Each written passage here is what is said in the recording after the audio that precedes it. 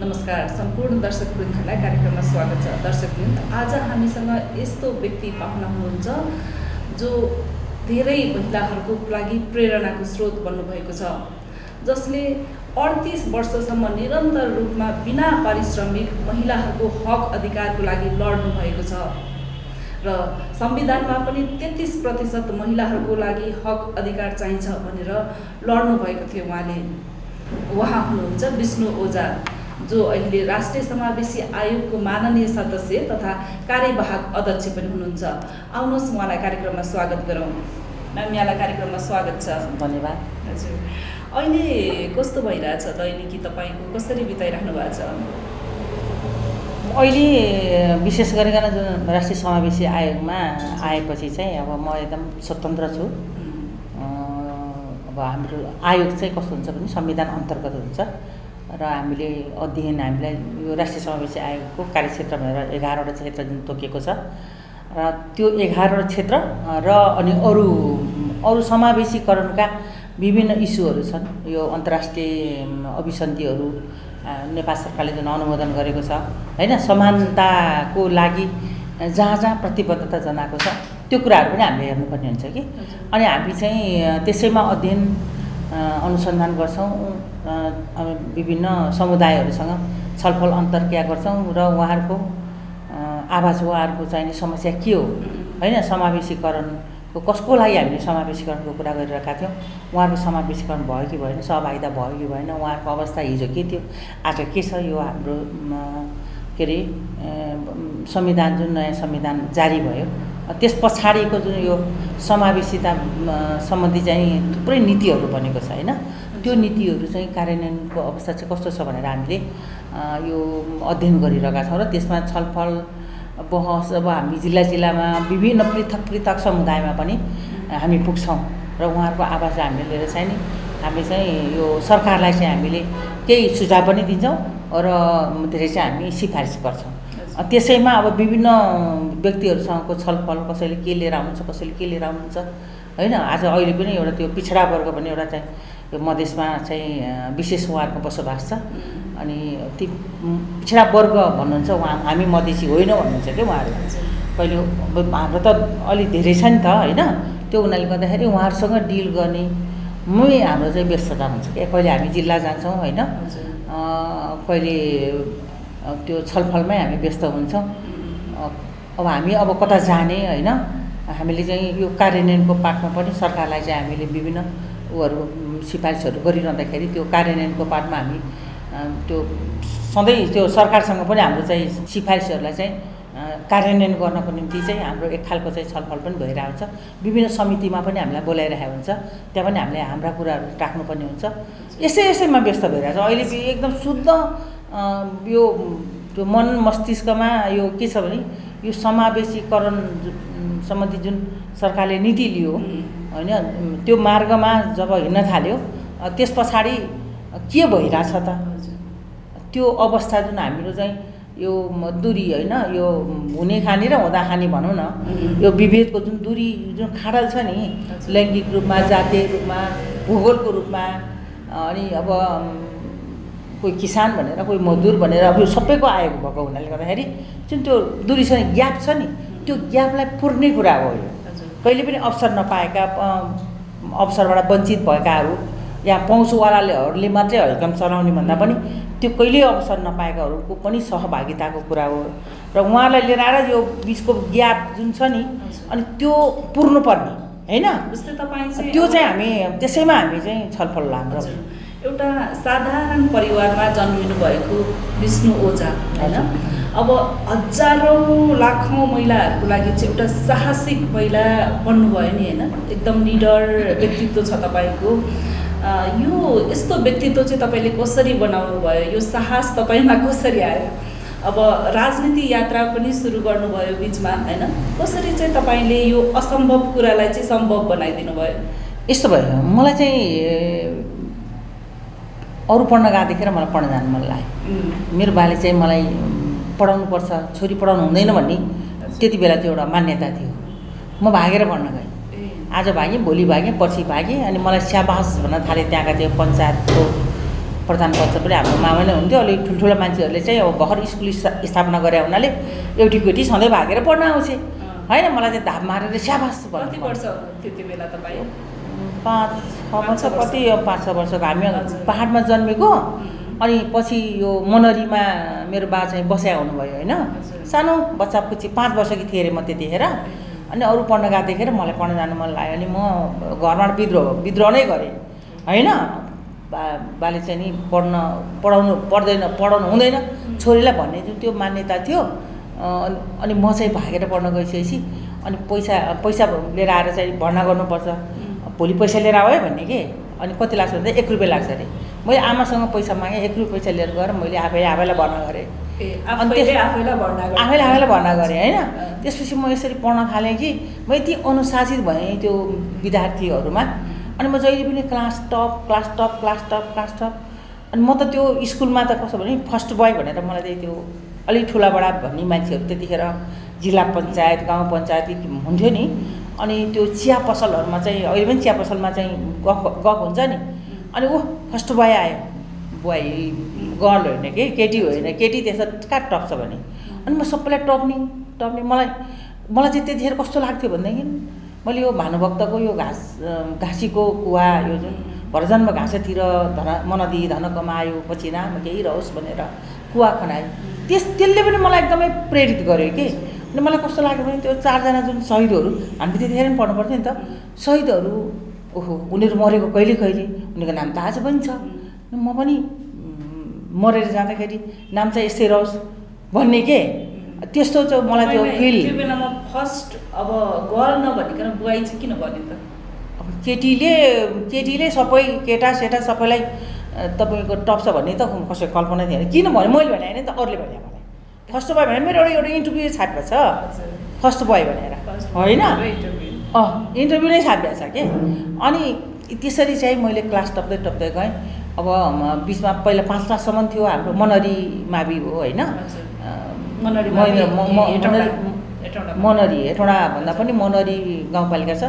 अनि महेन्द्र मावि होइन, पछि मावि भयो।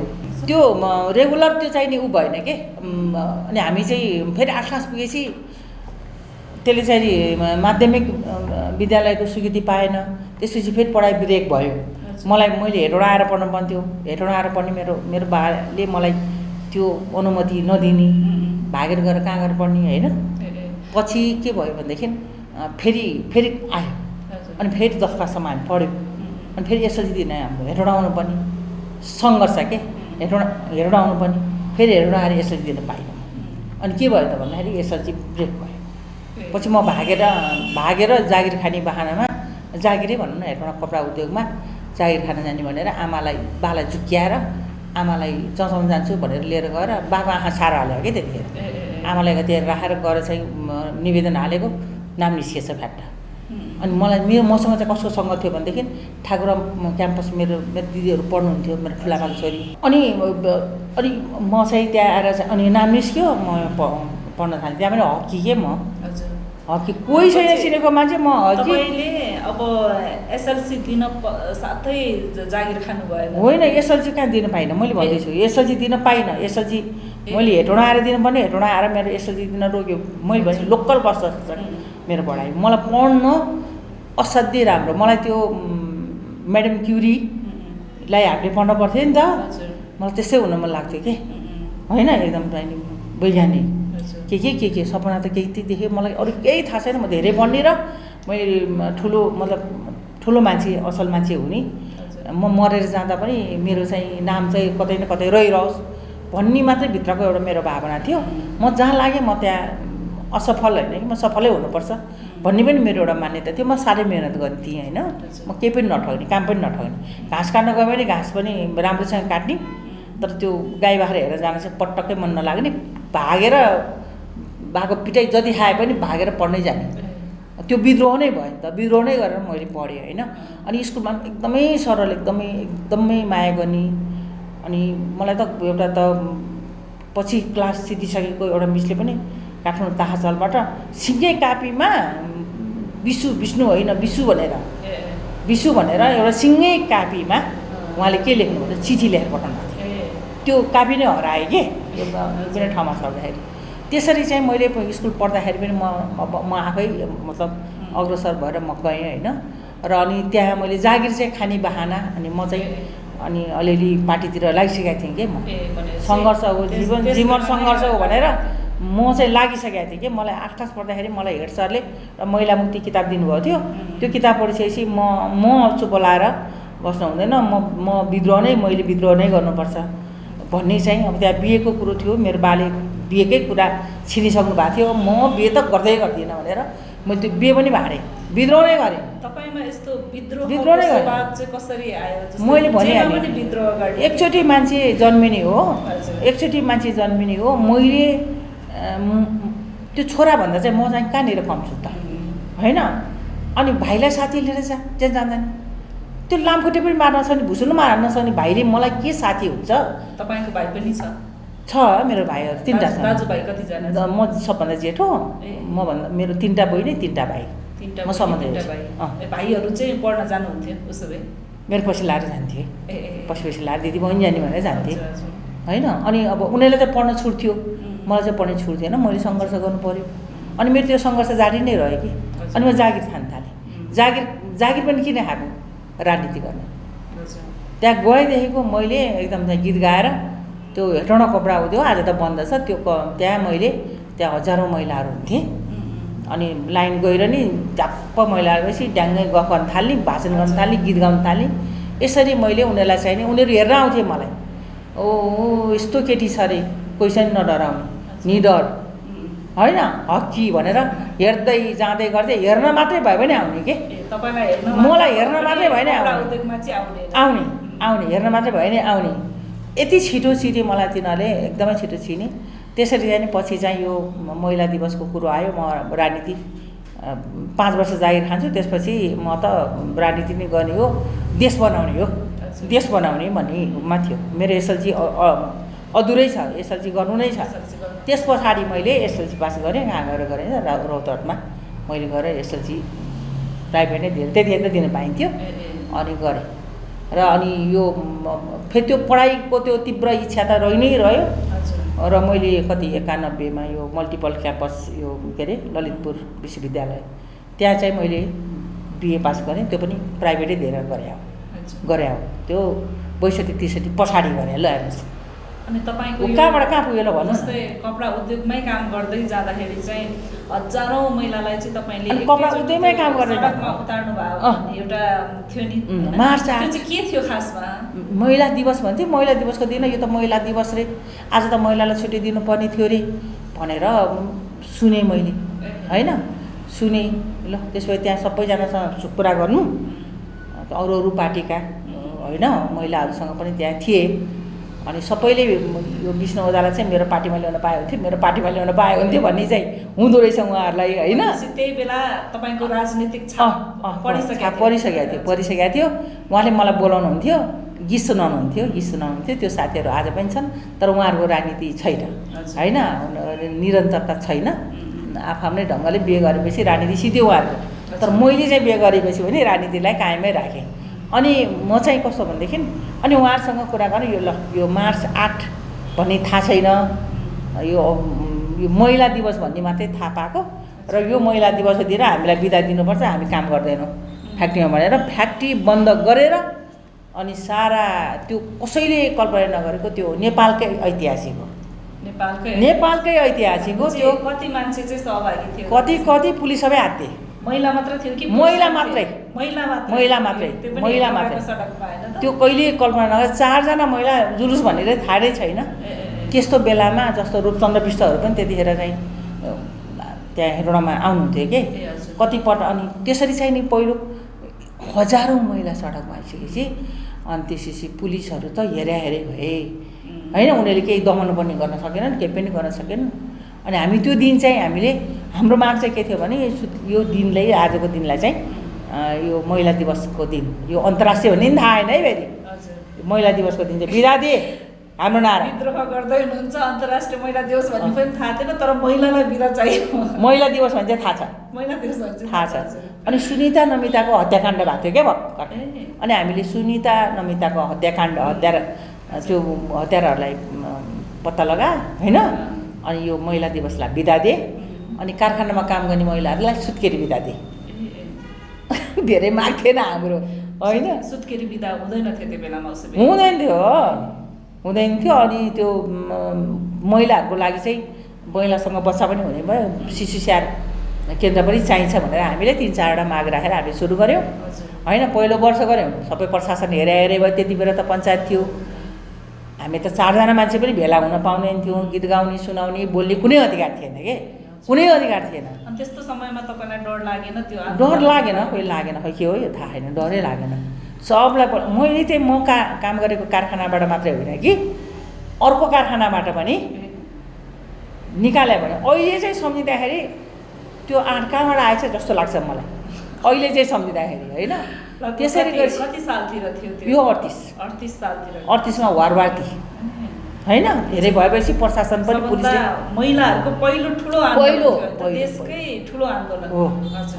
मसँग त्यो मोबाइलमा एउटा फोटो पनि छ, त्यहाँ एउटा बुकमा निस्केको छ। तपाईँलाई अब बुकै त म दिन सक्दिनँ होला किनभने मसँग थोरै छ। त्यहाँ चाहिँ त्यसले स्थान पाएको छ है।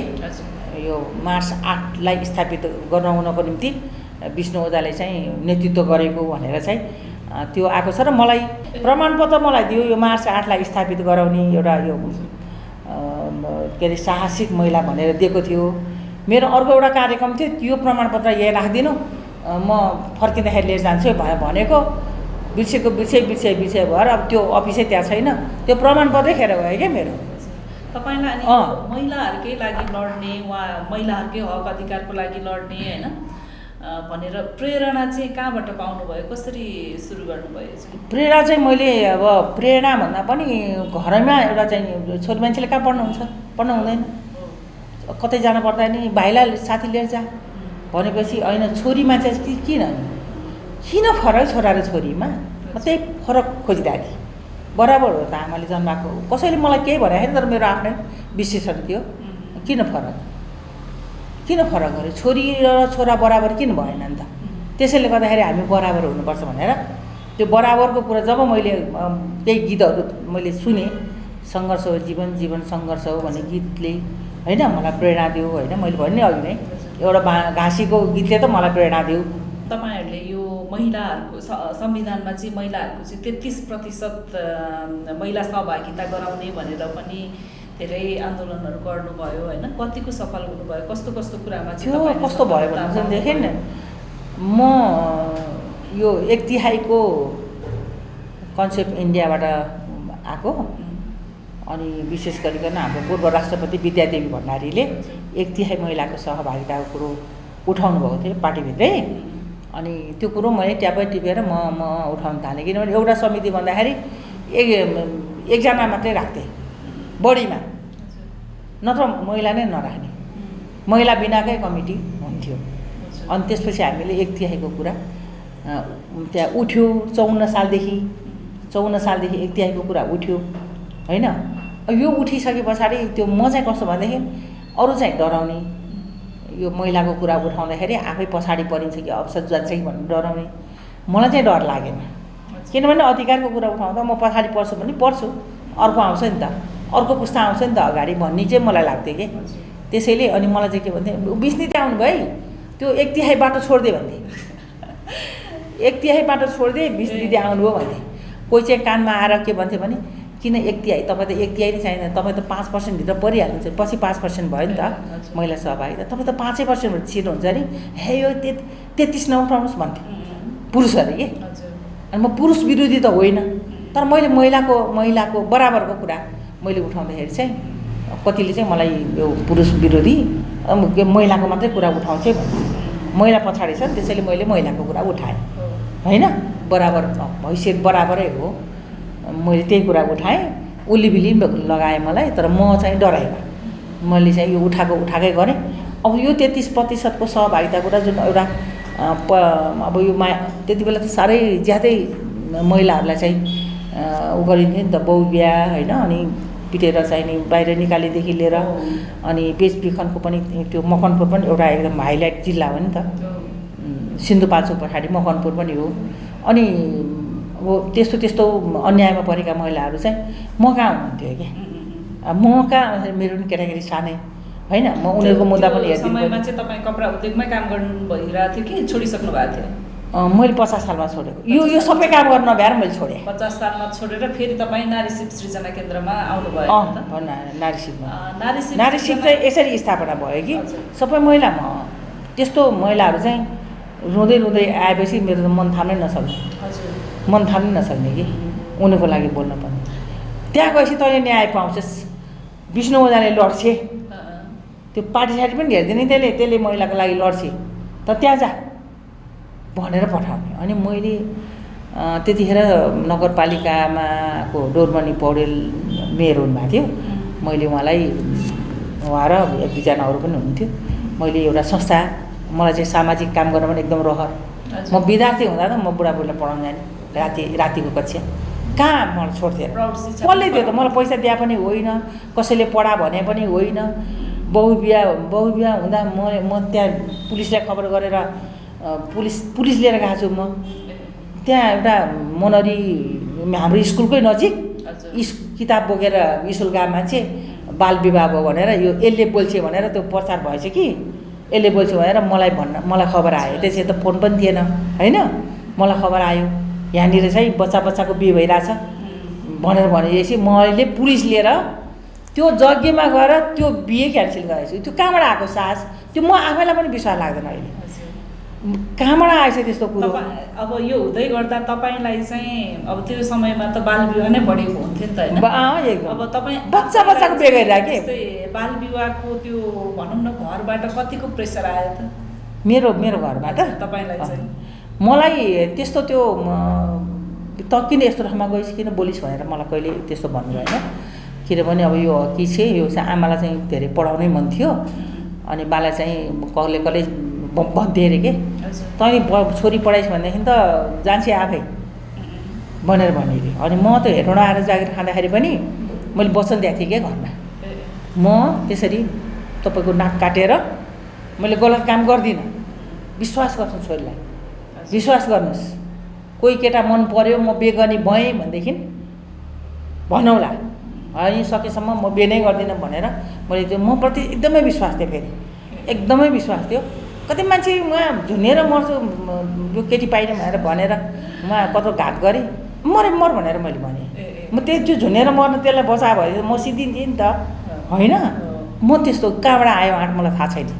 अनि त्यो खालको चाहिँ ऊ भएको हुनाले गर्दाखेरि अनि मलाई चाहिँ मेरो भाइले चाहिँ यसले गल्ती गर्दिनँ। तपाईँको लाइफमा प्रेम प्रस्तावहरू पनि धेरै आएको थियो?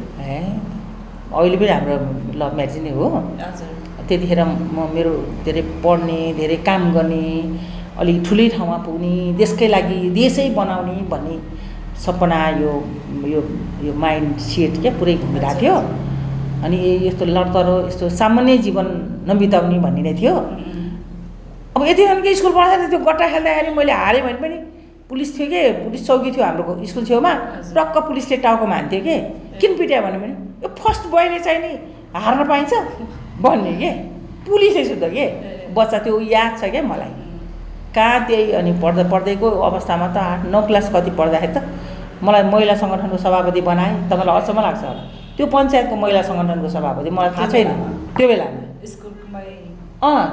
स्कुलमै होइन, अब अर्को एउटा चाहिँ बिदाको दिन पारेर मलाई महिला सङ्गठनको सभापति बनाएरले मलाई थाहा छैन त्यो महिला सङ्गठनको सभापति के हुन्छ। स्कुलै लाइफदेखि नै भनौँ न जानी नजानी छिरिसक्नु भएको रहेछ तपाईँ। अनि यस्तो सभापति भएर उहाँ राजा वीरेन्द्रको उहाँ हेटौँडा चाहिँ सवारी हुँदाखेरि त्यो साल चाहिँ बिर्सेँ है मैले हुप्रा चौरमा। अनि रानीलाई चाहिँ गुन्द्रुक मनपर्छ अरे, तामा मनपर्छ अरे भनेर अनि सबै अरूले बनाइदिए, मलाई त किस्तीमा हालेर यो चाहिँ त सभापति तेरो हातबाट दिनुपर्छ भनेर। अनि एउटा चिठी पनि रहेछ क्या अरे, सबै बना त अरूले नै हो। अनि म चाहिँ अब मूर्ति जस्तो म चाहिँ निडर छ, यसलाई अगाडि बढाउनुपर्छ भन्ने लाग्दो रहेछ उनीहरूलाई। अनि मैले त कति ट्रक 4-5 ट्रक त्यतिखेर बस चल्दैन थियो, ट्रकमा चाहिँ महिलाहरूलाई लिएर गएर त्यो किस्ती रानी कहाँ पुर्याएको। रानी कहाँ पुगेछ। 1 महिनापछि मलाई धन्यवाद, त्यो धन्यवाद पत्र अहिले भेटेँ मैले। अहिले त्यो पत्र चाहिँ अहिले पनि दिएछ। रानीको धन्यवाद पत्र पनि आएको थियो? आयो। अनि रेडियोले मेरो नाम पुगेछ। रेडियो नेपालमा त्यति बेला म जस्ती एउटा चाहिँ नि केटीको नाम फुकेपछि मेरो बा चाहिँ दङ्ग परेर ए नानी आज त तेरै चर्चा मात्रै छ आज चिया पसलमा सबै यत्र तत्र सबै भन्नुहुन्छ के भएर भने मेरो हातमा एउटा हातमा किताब टुट्दैन थियो कि एउटा हातमा किताब अर्को हातमा कुचो हो कि अब के हो होइन त्यो किताब त हुन्थ्यो नि घरमा हुँदाखेरि अनि बा दङ्ग परेर रेडियो नेपालले त्यसरी रेडियो त राख्न पाउँदैन थियो मान्छेले घरमा अनि रेडियो नेपालले मेरो नाम पुग्यो भनेपछि बा दङ्ग मैले सुने होइन मेरो बाले भन्नुभयो चर्चा भयो। त्यसपछि चाहिँ बल्ल बुवाले छोरीलाई ल राम्रो गराएछ भनेर मेरो छोरीले गल्ती गर्दिनँ भने बुवालाई आमालाई पुरै विश्वास। एउटामा केटाले हेऱ्यो भने त आएर घर भन्थे अनि के न अनि यस्तो हठी निडर महिलालाई होइन अब यहाँको हस्बेन्डले प्रेम प्रस्ताव चाहिँ कसरी राख्नु भयो यस्तो भयो म अब जागिर हुँदै त्यो उहाँ चाहिँ गिटार बजाएर उहाँ कलाकारिताको क्षेत्रमा हुनुहुन्थ्यो अनि कविता लेख्नुहुन्थ्यो साहित्य कार्यक्रमहरू फाटाफुटा हुन्थ्यो त्यतिखेर अरू राजनीतिक कार्यक्रमहरू खासै हुन पाउँदैन थियो पञ्चायत थियो होइन हुँदैन थियो भए पनि के ठुल्ठुलो जुलुस त्यो भइहाल्यो।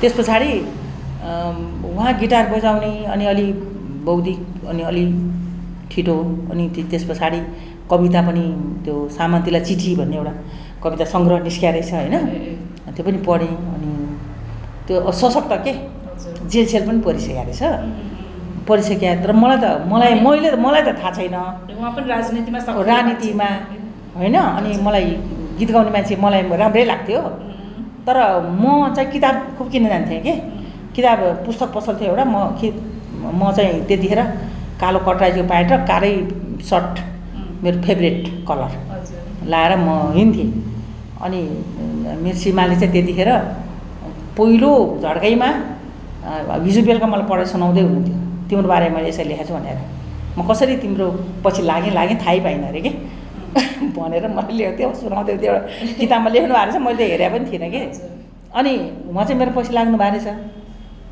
केटी किताब किन्न किनी कुनै केटाको मुख पनि हेर्दिनँ स्वाटै गई अब फोन छैन पछि लाग्नु फेरि मार्लान् होइन मन पऱ्यो हो भनेर उहाँ चाहिँ 5-6 महिना अगाडिदेखि मेरो पछि लाग्नु भएको रहेछ कतिखेर किताब किन्न आउँछ र यहाँ यसो एक झलक पनि हेरौँ भनेर बस्नुहुँदो रहेछ धेरै पटक धेरै विधा पनि सिद्ध्याउनु भएछ अनि त्यो भएपछि उहाँ मेरो पछि लागेको मलाई थाहा भएन अनि एकजना दाइको बिहे थियो त्यो बिहेमा चाहिँ पक्कै पनि उहाँसँग नि भेट हुन्छ होला भनेर आउनुभएछ त्यतिखेर चाहिँ मैले एउटा यो हरिवंश र मदन कृष्णको त्यो गीतहरू त्यो प्यारोडीहरू चाहिँ त्यतिखेर व्यङ्ग्य हुन्थ्यो नि त मैले त्यो सोध्दै जाँदाखेरि त्यहाँनिर मैले त्यहाँ एउटा ग्रुपमा केटाहरू थियो अब अलि केटाबाट अलिअलि अप्ठ्यारो त लाग्थ्यो मलाई होइन तर फेरि पनि धेरै केटाहरू भए पनि त्यो कालो लुगामा त मलाई कतिसम्म भन्यो नि भेटौँडाका केटाहरूले त्यतिखेर ए बहिनी त्यो कालो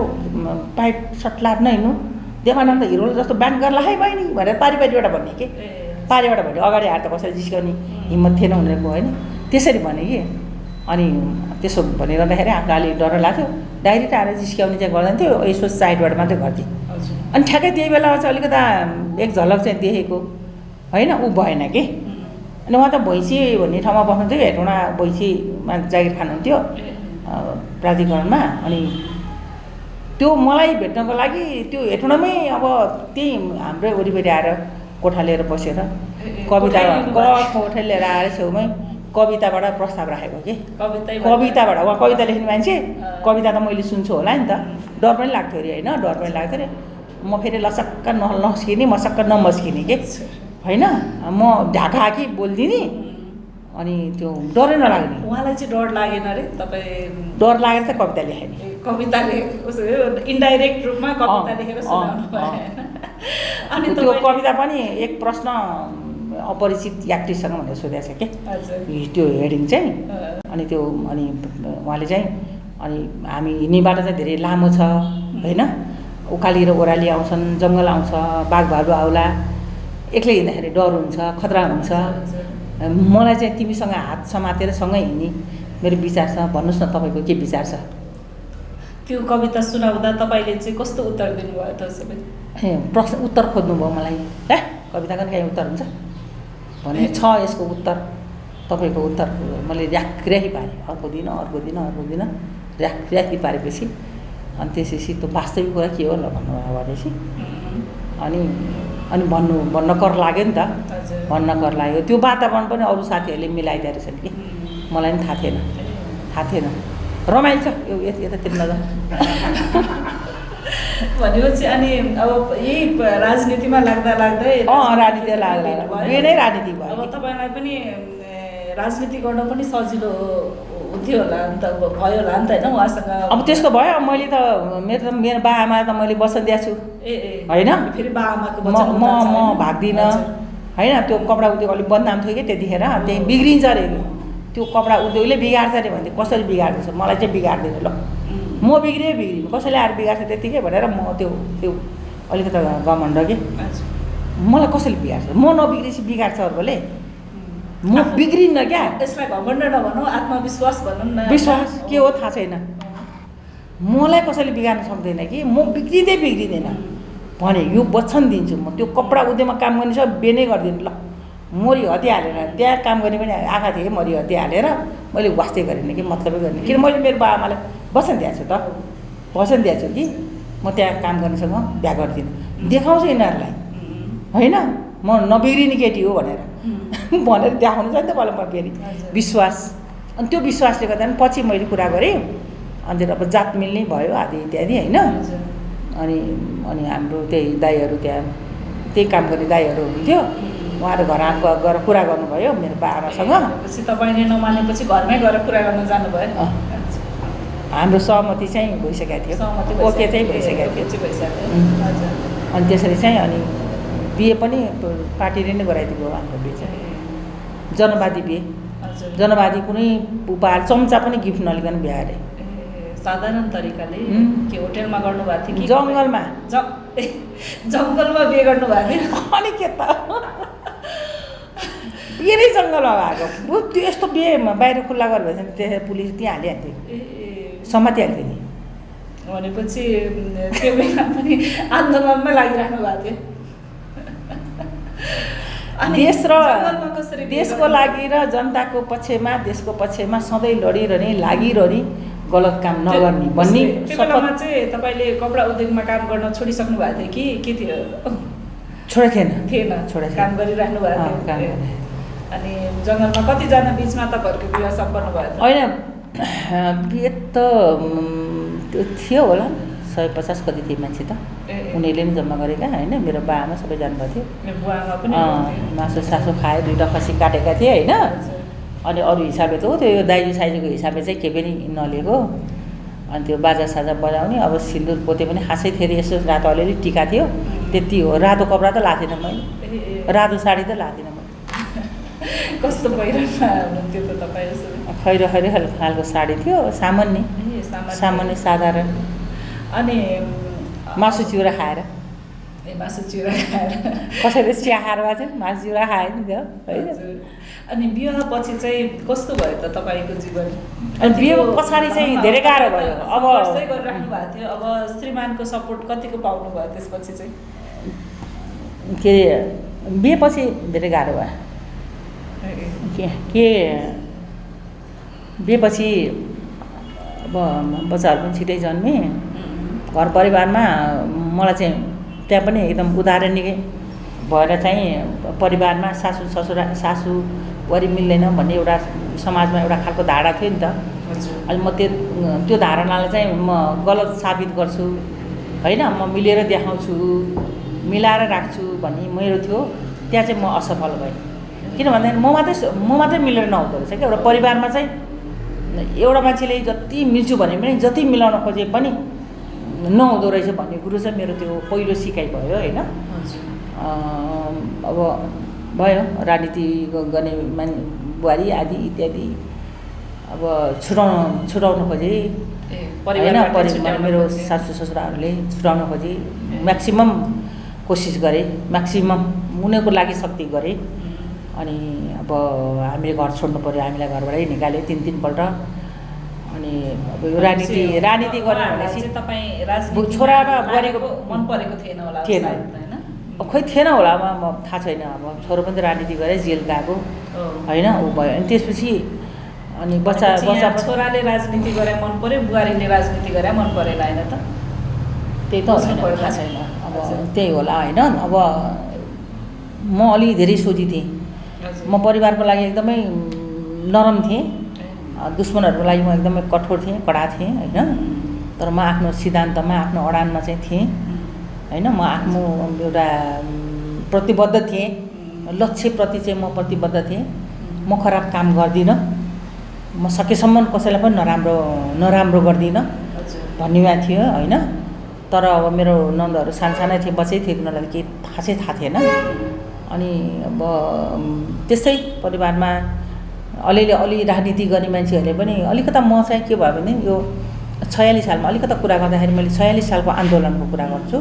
46 सालको आन्दोलनमा मलाई 75 वर्षको मुद्दा लाग्यो। म त्यतिखेर म एकदमै घर सबै घर गएर सङ्गठन बनाउने, गाउँ गएर सङ्गठन बनाउने भएको हुनाले गर्दाखेरि मलाई त्यतिखेर प्रशासन एकदमै राम्रो टाढो बनायो मलाई होइन। म भाषण गर्ने पुलिसकै घेराभित्र मैले कयौँपटक भाषण गरेँ। मान्छेलाई 75 वर्षको मुद्दा चाहिँ कसरी? त्यही त अचम्म छ त नि। अब यहाँ पेपरै छ एउटा 75 वर्षको राजकाज, अनि प्रहरी मरेको थियो आन्दोलनमा, जे भने नि भने उनीहरूको एकलौटी शासन थियो, जे गरे नि भयो कि। म बबुरोले गुलीले एउटा चरा त नमारे मान्छेले होइन, कुखुरा चल्न नमारे मान्छेले पुलिस माऱ्यो भनेर ब्लेम लगाइदियो नि त हो। अनि मेरो घर पुलिसको कब्जामा थियो, मेरो सीमालाई उहाँले लगाएको थियो। बिहेपछि त दुःखका दिन सुरु भयो कि। अनि जागिर गयो उहाँको होइन, पुलिसले जेल लग्यो, समात्यो, गिरफ्तार गर्यो। अनि तैँले राजनीति गरिस् भनेर उहाँलाई गिरफ्तार गर्यो। म त खेलाडी हुन भनेर त्यो दिन भर्ना हुन जान र यो के अरे ठिक्क परेको थियो। खेलाडीको लागि म खेलाडी पनि हुन मन थियो, यो कबड्डी खेल्ने भनेर। मेरो एउटा चाहिँ त्यो साथी थियो खेलाडी नै। अनि जाने भर्ना गर्न जाने दिन थियो। त्यो दिन चाहिँ ऊ मलाई लिन आएको थियो। त्यही दिन मेरो बुढो मेरो सीमालाई समातेर कस्टडीमा हालिसकेको। त्यति बेलामा चाहिँ बच्चा के भयो? त्यतिखेर बच्चा थिएन के भयो होला भनौँ। म खेलाडी बन्ने भएर के अरे मेरो साथी लिन आएको छ मलाई। अब म चाहिँ गुन्टा ठिक पारेर सीमालाई चाहिँ के अरे कस्टडीमा पुर्याउन जाँदैछु। अनि ऊ छक्क पऱ्यो कि त्यो अचानक भयो, त्यो थाहै छैन हामीलाई। अनि त्यस्तो भयो, दुःख त्यो अब म बिरामी पनि परेँ होइन। पछि अब मेरो परिवारले दुःख चाहिँ दिए। हामी दुईजनालाई छुटाउने कोसिस चाहिँ म्याक्सिमम गरेँ, छुटाउन खोजेँ जति भने पनि। मेरो श्रीमानले चाहिँ मेरो साथ चाहिँ म विष्णु बिना त म बाँच्नै सक्दिनँ भनेर उहाँले चाहिँ मलाई मेरो साथ छोड्नु भएन होइन। घरबाट निकालेर त्यसलाई उतै छोडिदिएर त मात्रै घर आइज भनेर पनि भनेका थिए होइन। अब यो सबै कुरा नै नभन्नु जस्तो लाग्छ क्या मलाई अहिले चाहिँ। अनि म्याक्सिमम के त्यति यातना त त्यो कस्तो सासूहरूले पनि गराएन जस्तो लाग्छ कि। मैले त्यो यातना सबै भोगेको छु कि, त्यो सबै भोगेको छु कि मैले। जागिर खाएर बच्चा हुर्काएर अनि खुट्टामा तेल लगाइदिनु पर्ने रे रातिसम्म, त्यस्तो पनि कहाँ हुन्छ सधैँभरि? सम्भव छैन नि त होइन। सब उल्टो कुरा गर्ने, उल्टो कुरा लाएर छोरालाई सुनाउने। एकपल्ट त त्यही कुरा सुनेर झनै दुईजनाको मारामार भएको थियो, बुझ्नु भएन? झनै डिभोर्समा पुगेको थिएँ म। अनि पछि होइन भन्ने कुरो उहाँले आफ्नै आमाको मुखबाट मेरो श्रीमतीले चाहिँ, मेरो आमाले चाहिँ आरोप मात्रै लगाएर छ भन्ने। अब हुनुहुन्न के भन्नु है उहाँहरूको बारेमा भन्ने कुरो थाहा पाइसकेपछि उहाँले चाहिँ मलाई म चाहिँ श्रीमती छोडेर म बस्न सक्दिनँ, म बाँच्नै सक्दिनँ भनिदिनु भएको छैन। त्यसपछि हामीलाई चाहिँ कसैले छुटाउन सकेन। धेरै गाह्रो भयो। 46 सालमा मेरो बच्चाहरू सानै थिए, दुध खाँदै थिए। छोरा र छोरीको फरक पनि 15 महिनाको फरक छ कि, 15 महिनाको फरक थियो। अनि दुईवटा बहिनी थिए, एउटा उहाँको बहिनी, एउटा मेरो बहिनी मेरो घरमा थिए।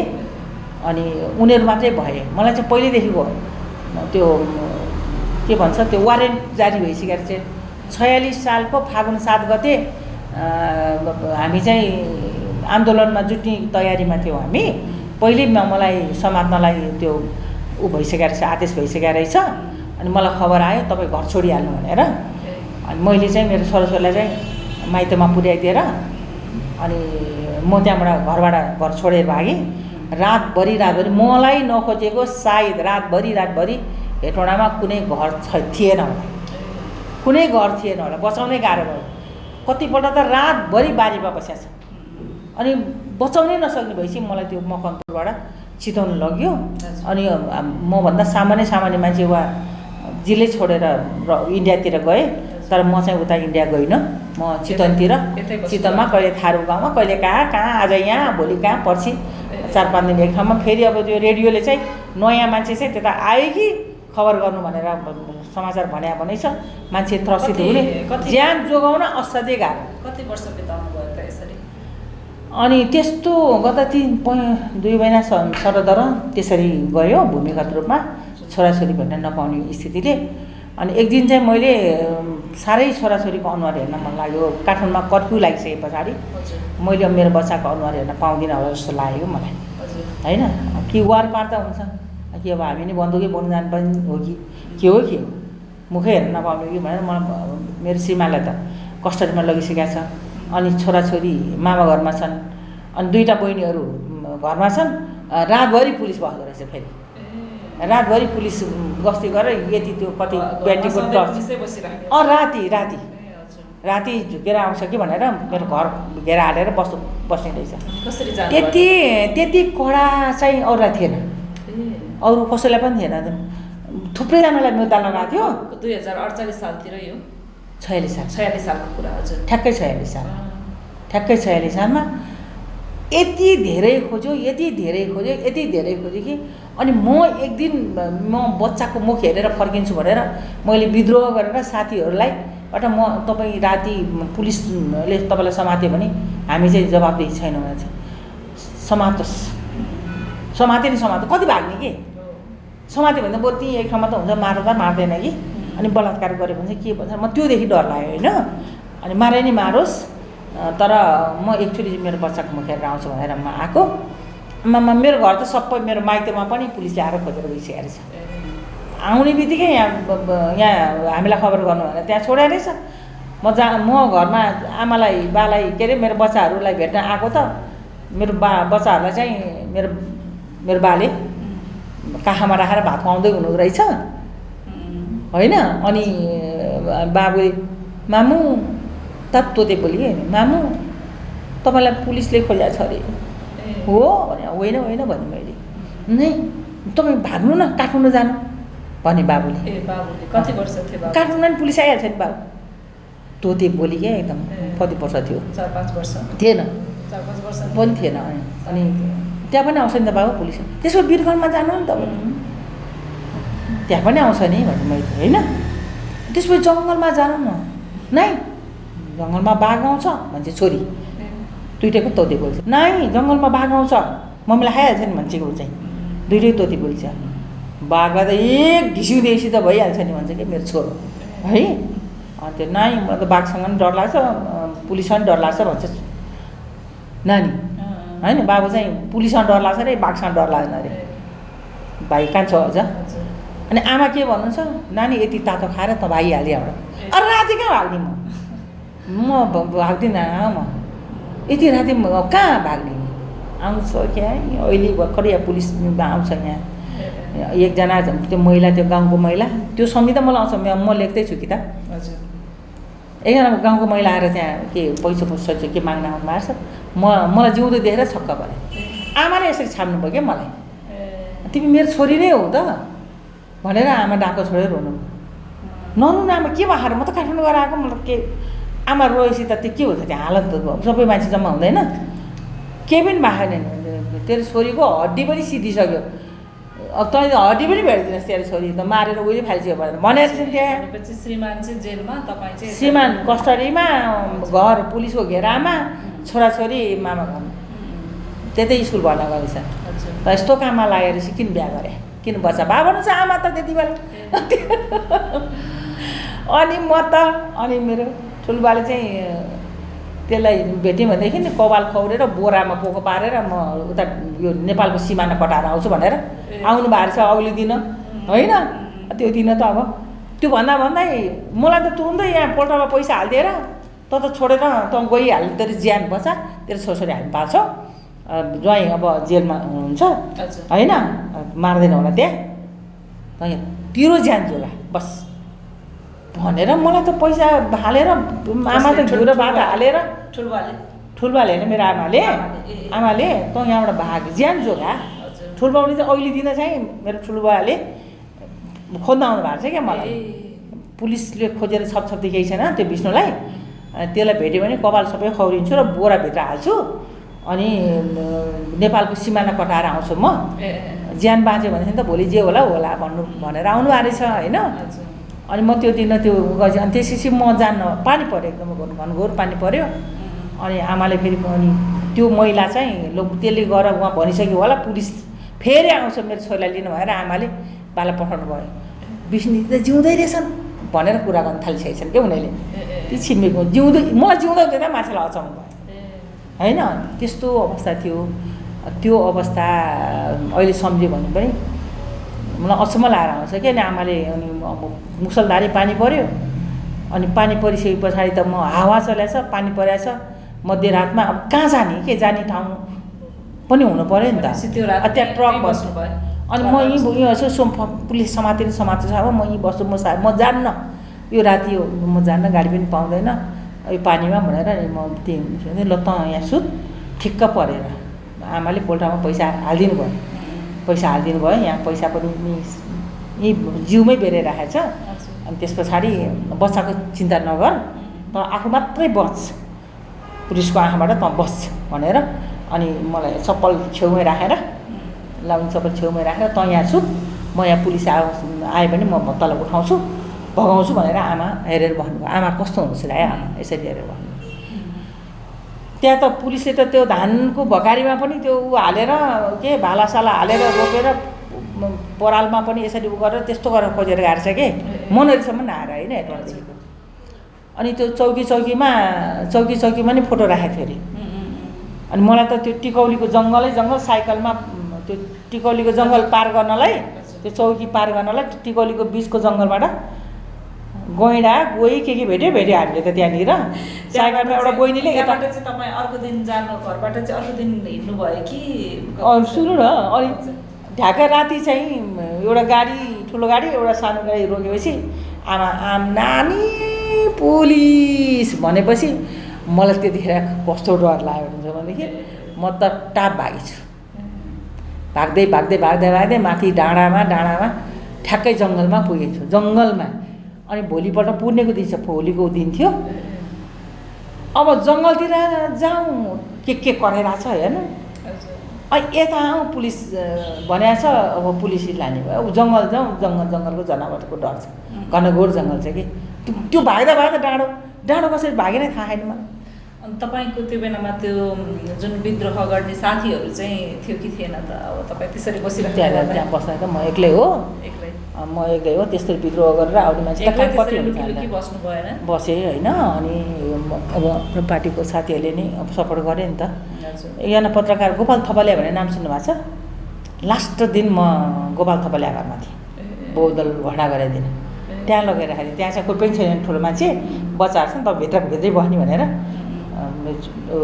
यो चितवनको अर्को एउटा के त्यो ठाउँको नाम बिर्स्यो अनि त्यहाँ राखेको थियो अनि म चाहिँ त्यसरी अब राति भरे भन्दा पुलिस आएको होइन रहेछ गाडी बिग्रिया रहेछ होइन अनि म त त्यहाँ पुगेँ अब म कहाँ जाने म जान सकिनँ एउटा गोठ रहेछ त्यो सानो छाप्रो के अनि त्यहाँ चाहिँ गाई पालेको रहेछ अनि गाई पालेपछि यसो हेऱ्यो गाई पाले देखेपछि मलाई यता मान्छे नै छ कि जस्तो चेपाङहरू हुन्छ नि कि त्यस्तोमा अनि ठ्याक्कै कुकुर पुग्यो भनेपछि मान्छे पनि छ होला जस्तो लाग्यो मलाई त ऊ त बाघ भालुको मुहा पर्नु पुलिसको मुहा पर्नु भन्दा त बरु त्यतै ठिक छ नि होइन भनेर अनि यसो हेरेँ अनि त्यो मान्छे अनि बच्चा रोयो के बच्चा रोएपछि यहाँ त मान्छे छ अनि दिदी भएर बोलाएँ अनि त्यसपछि उठेर यस्तो अङ्गनामा आगो बलिरहेछ वरिपरि सुत्या छ क्या बिचरा केही छैन ओढ्ने र उछ्याउने केही पनि छैन हेर्नु है जनताको अवस्था म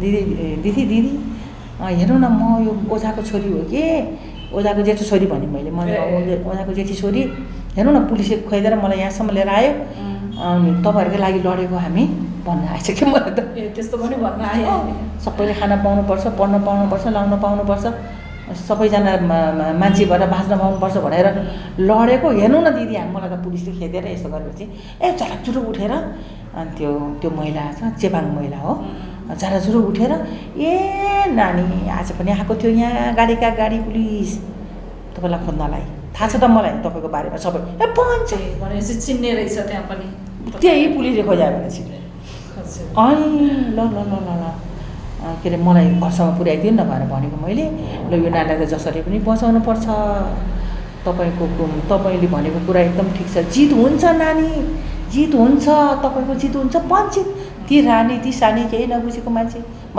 त डरले वा त्यो उसले बस्न दिन्छ कि एकछिन भनेर म त हडबडाउँदै भने नि त होइन त्यस्तो छ कि मेरो कहानी यस्तो सङ्घर्ष गर्नुभयो होइन 75 वर्षको जुन तपाईँलाई लाग्यो नि यो मुद्दा अनि त्यसबाट सफाइ पाउनुभयो त पछि अनि म बौद्धल घोषणा भइसकेपछि अनि घर आएँ राति नै आइपुग्यो अँध्यारो भइसकेको थियो रडाउले ल्याएर अनि त्यहाँ एकजना सिर्जना शर्मा भन्ने हुनुहुन्थ्यो उहाँलाई पनि थियो मुद्दा अनि त्यहाँ फसेँ कि म सर कहाँ फसेँ अनि विष्णु यसरी नहोइन हाम्रो मुद्दा अदालतमा छ अहिले पनि मुद्दा खारिज भएको छैन पुलिसले अहिले पनि समाउन सक्छ भनेर भन्यो अनि के गर्नु होइन अनि मलाई त्यहाँ घरसम्म मेरो घरसम्म पुर्याइदिनु भयो साथीहरूले होइन पुर्याइदिनु भयो कतिसम्म त थियो त्यो त्यतिखेर बर्खास्त गरे हो कि जागिर चाहिँ जागिरबाट नै बर्खास्त गरेको मुद्दा लगाएको सबभन्दा हिट लिस्टमा चाहिँ कपडा उद्योगबाट चाहिँ बर्खास्त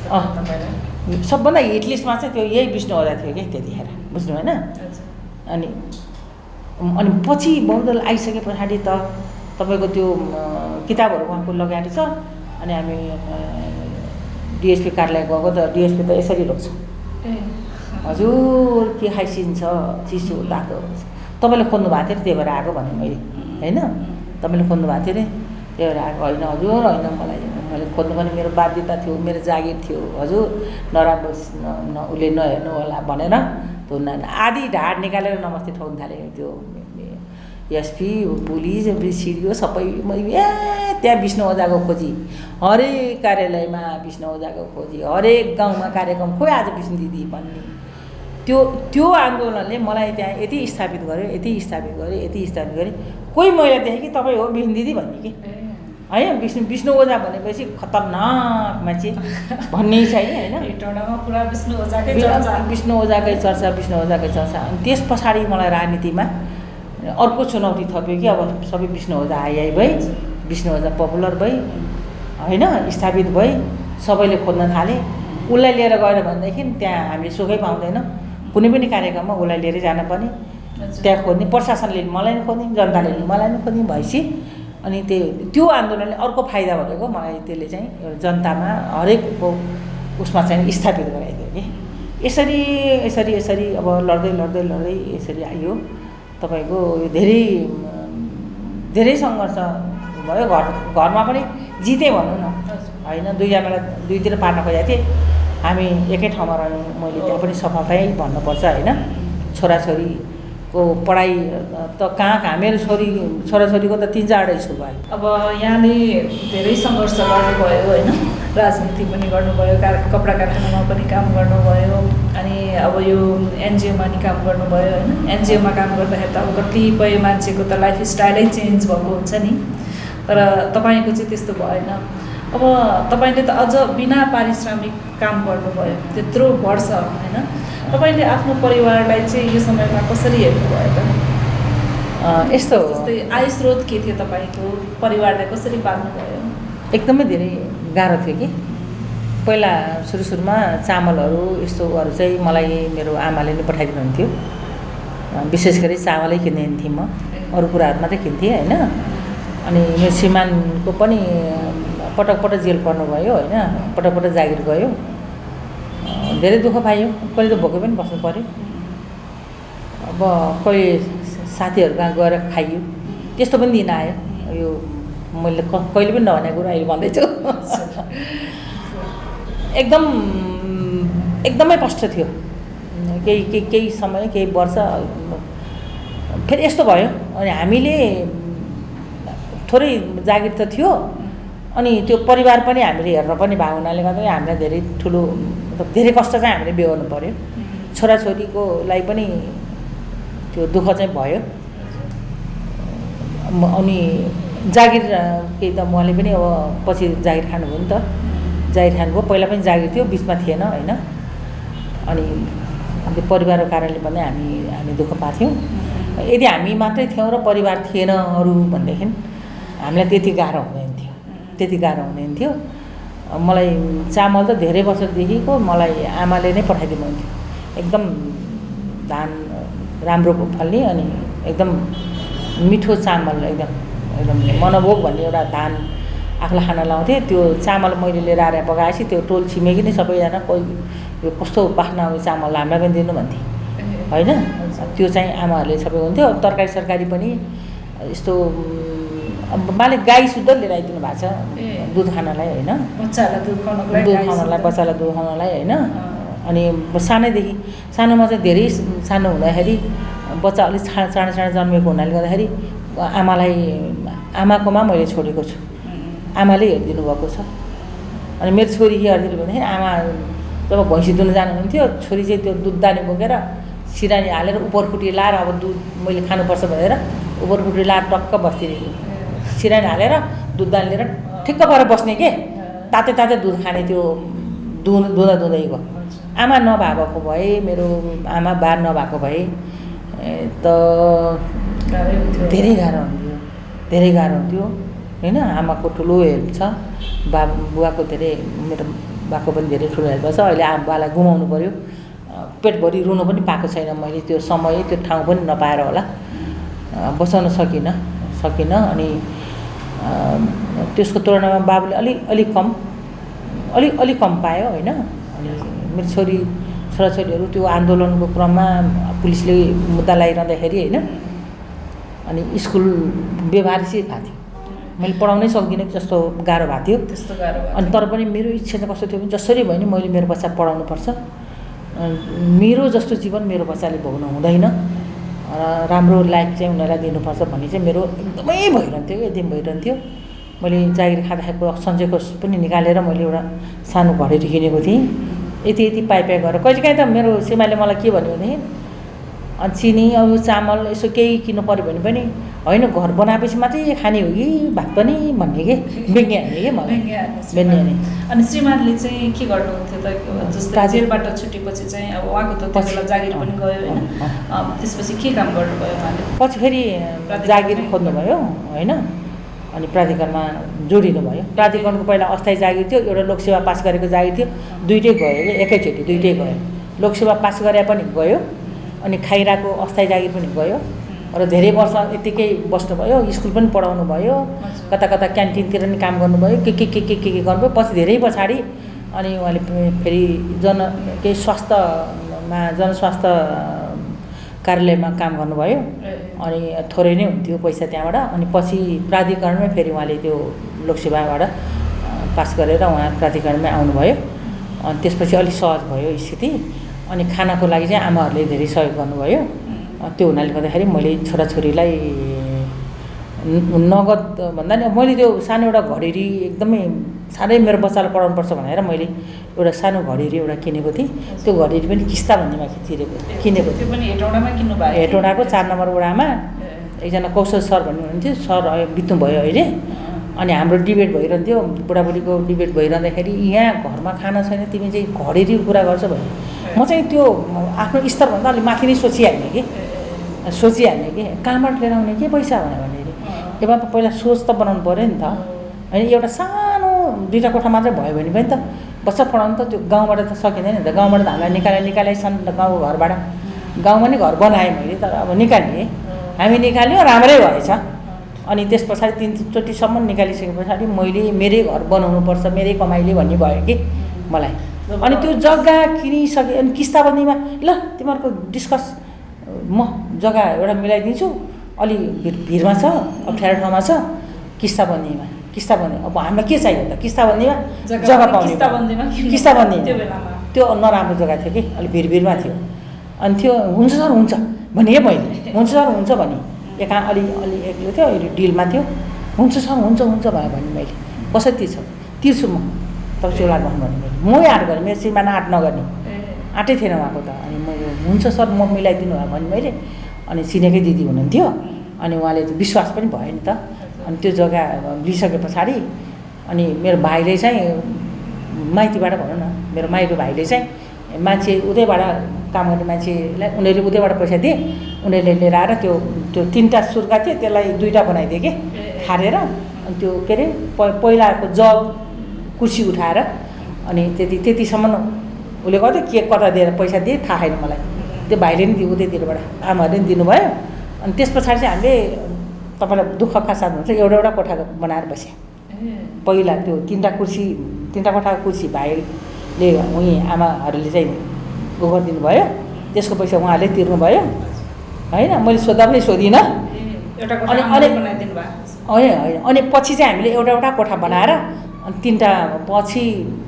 3टा कोठाको प्लान थियो अनि एउटा कोठा बनाएर अनि हामीले बसेको अनि कति वर्षमा बल्ल 3टा कोठा पुरा भयो कि त्यो ढलान पनि पाटपाट गरेर कोठा पनि पाटपाट गरेर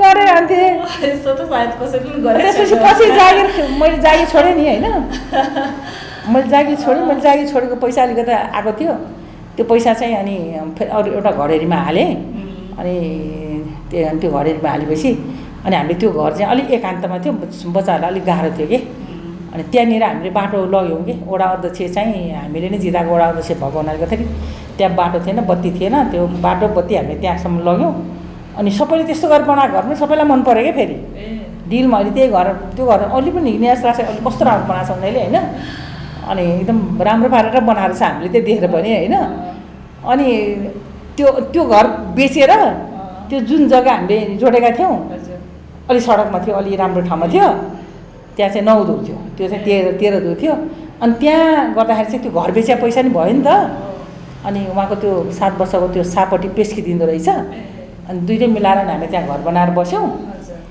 अनि त्यो 2.5 तलाको घर थियो अनि त्यसपछि त हामी त यसो हेर्दाखेरि त घर हेर्दा त अलिक सम्पन्न जस्तो देखिहाल्यो नि घरैको चर्चा हुन थाल्यो कसरी बनाइ बिच्नु हुँदा कहाँले कसलाई के थाहा छ होइन कति भोगै बसेको छु अनि कसरी गरेको छ भन्ने कुरो तिनीहरूलाई के थाहा र अनि त्यसरी ऊ गऱ्यो अनि त्यो दोस्रो घर पनि खोइ के भयो पनि हामी के अरे काठमाडौँ जाने यहाँ नबस्ने भने मेरो श्रीमालाई चाहिँ खोइ के फ्रस्ट्रेसन भयो एकवटादेखि अनि त्यो घर बेचियो कि अनि मलाई फेरि मेरो साथीहरूले चाहिँ तँ काठमाडौँ सर्लक्कै जानै पाउँदैनस् तैँले हेटौँडामा घर बना अनि बनाउनुहोस् पहिला चाहिँ हेटौँडामा बनाको डेलिगेसन 1-2जना मान्छे चाहिँ म हेटौँडा छोड्ने कुराले खुसी भए आम साथीहरू चाहिँ दुःखी भएछन् अनि खबर पठाउने कि डेलिगेसनै आउने बिखिन दिदीले यहाँ घर नबनाइकन हामी काठमाडौँ जान दिँदैनौँ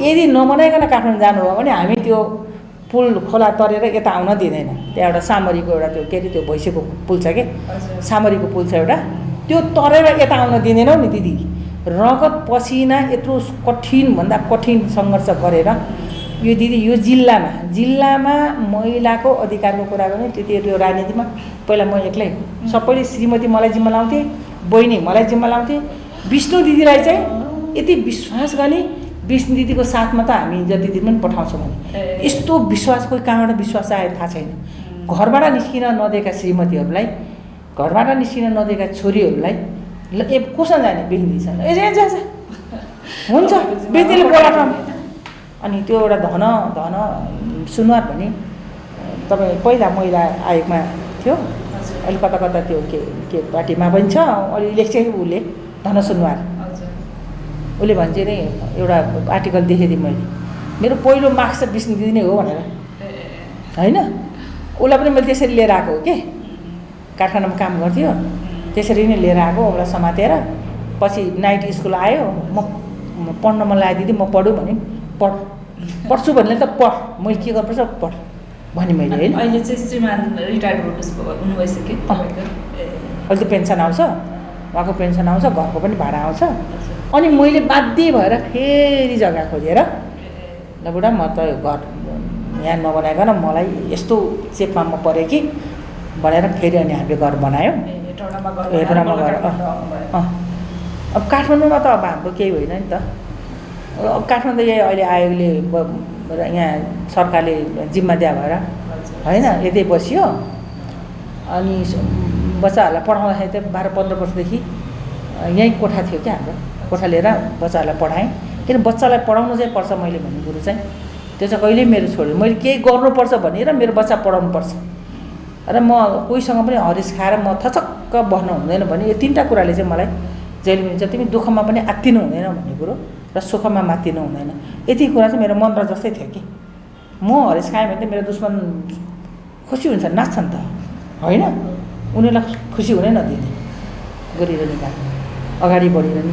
मलाई देखेर अर्को मान्छे पनि बढ्छ नि त, मबाट पनि अर्को सिक्छ, अर्कोबाट मैले सिक्छु होइन। यो सिक्ने र सिकाउने कुरा चाहिँ जिन्दगीमा जारी नै राख्नुपर्छ भन्ने कुरा हो।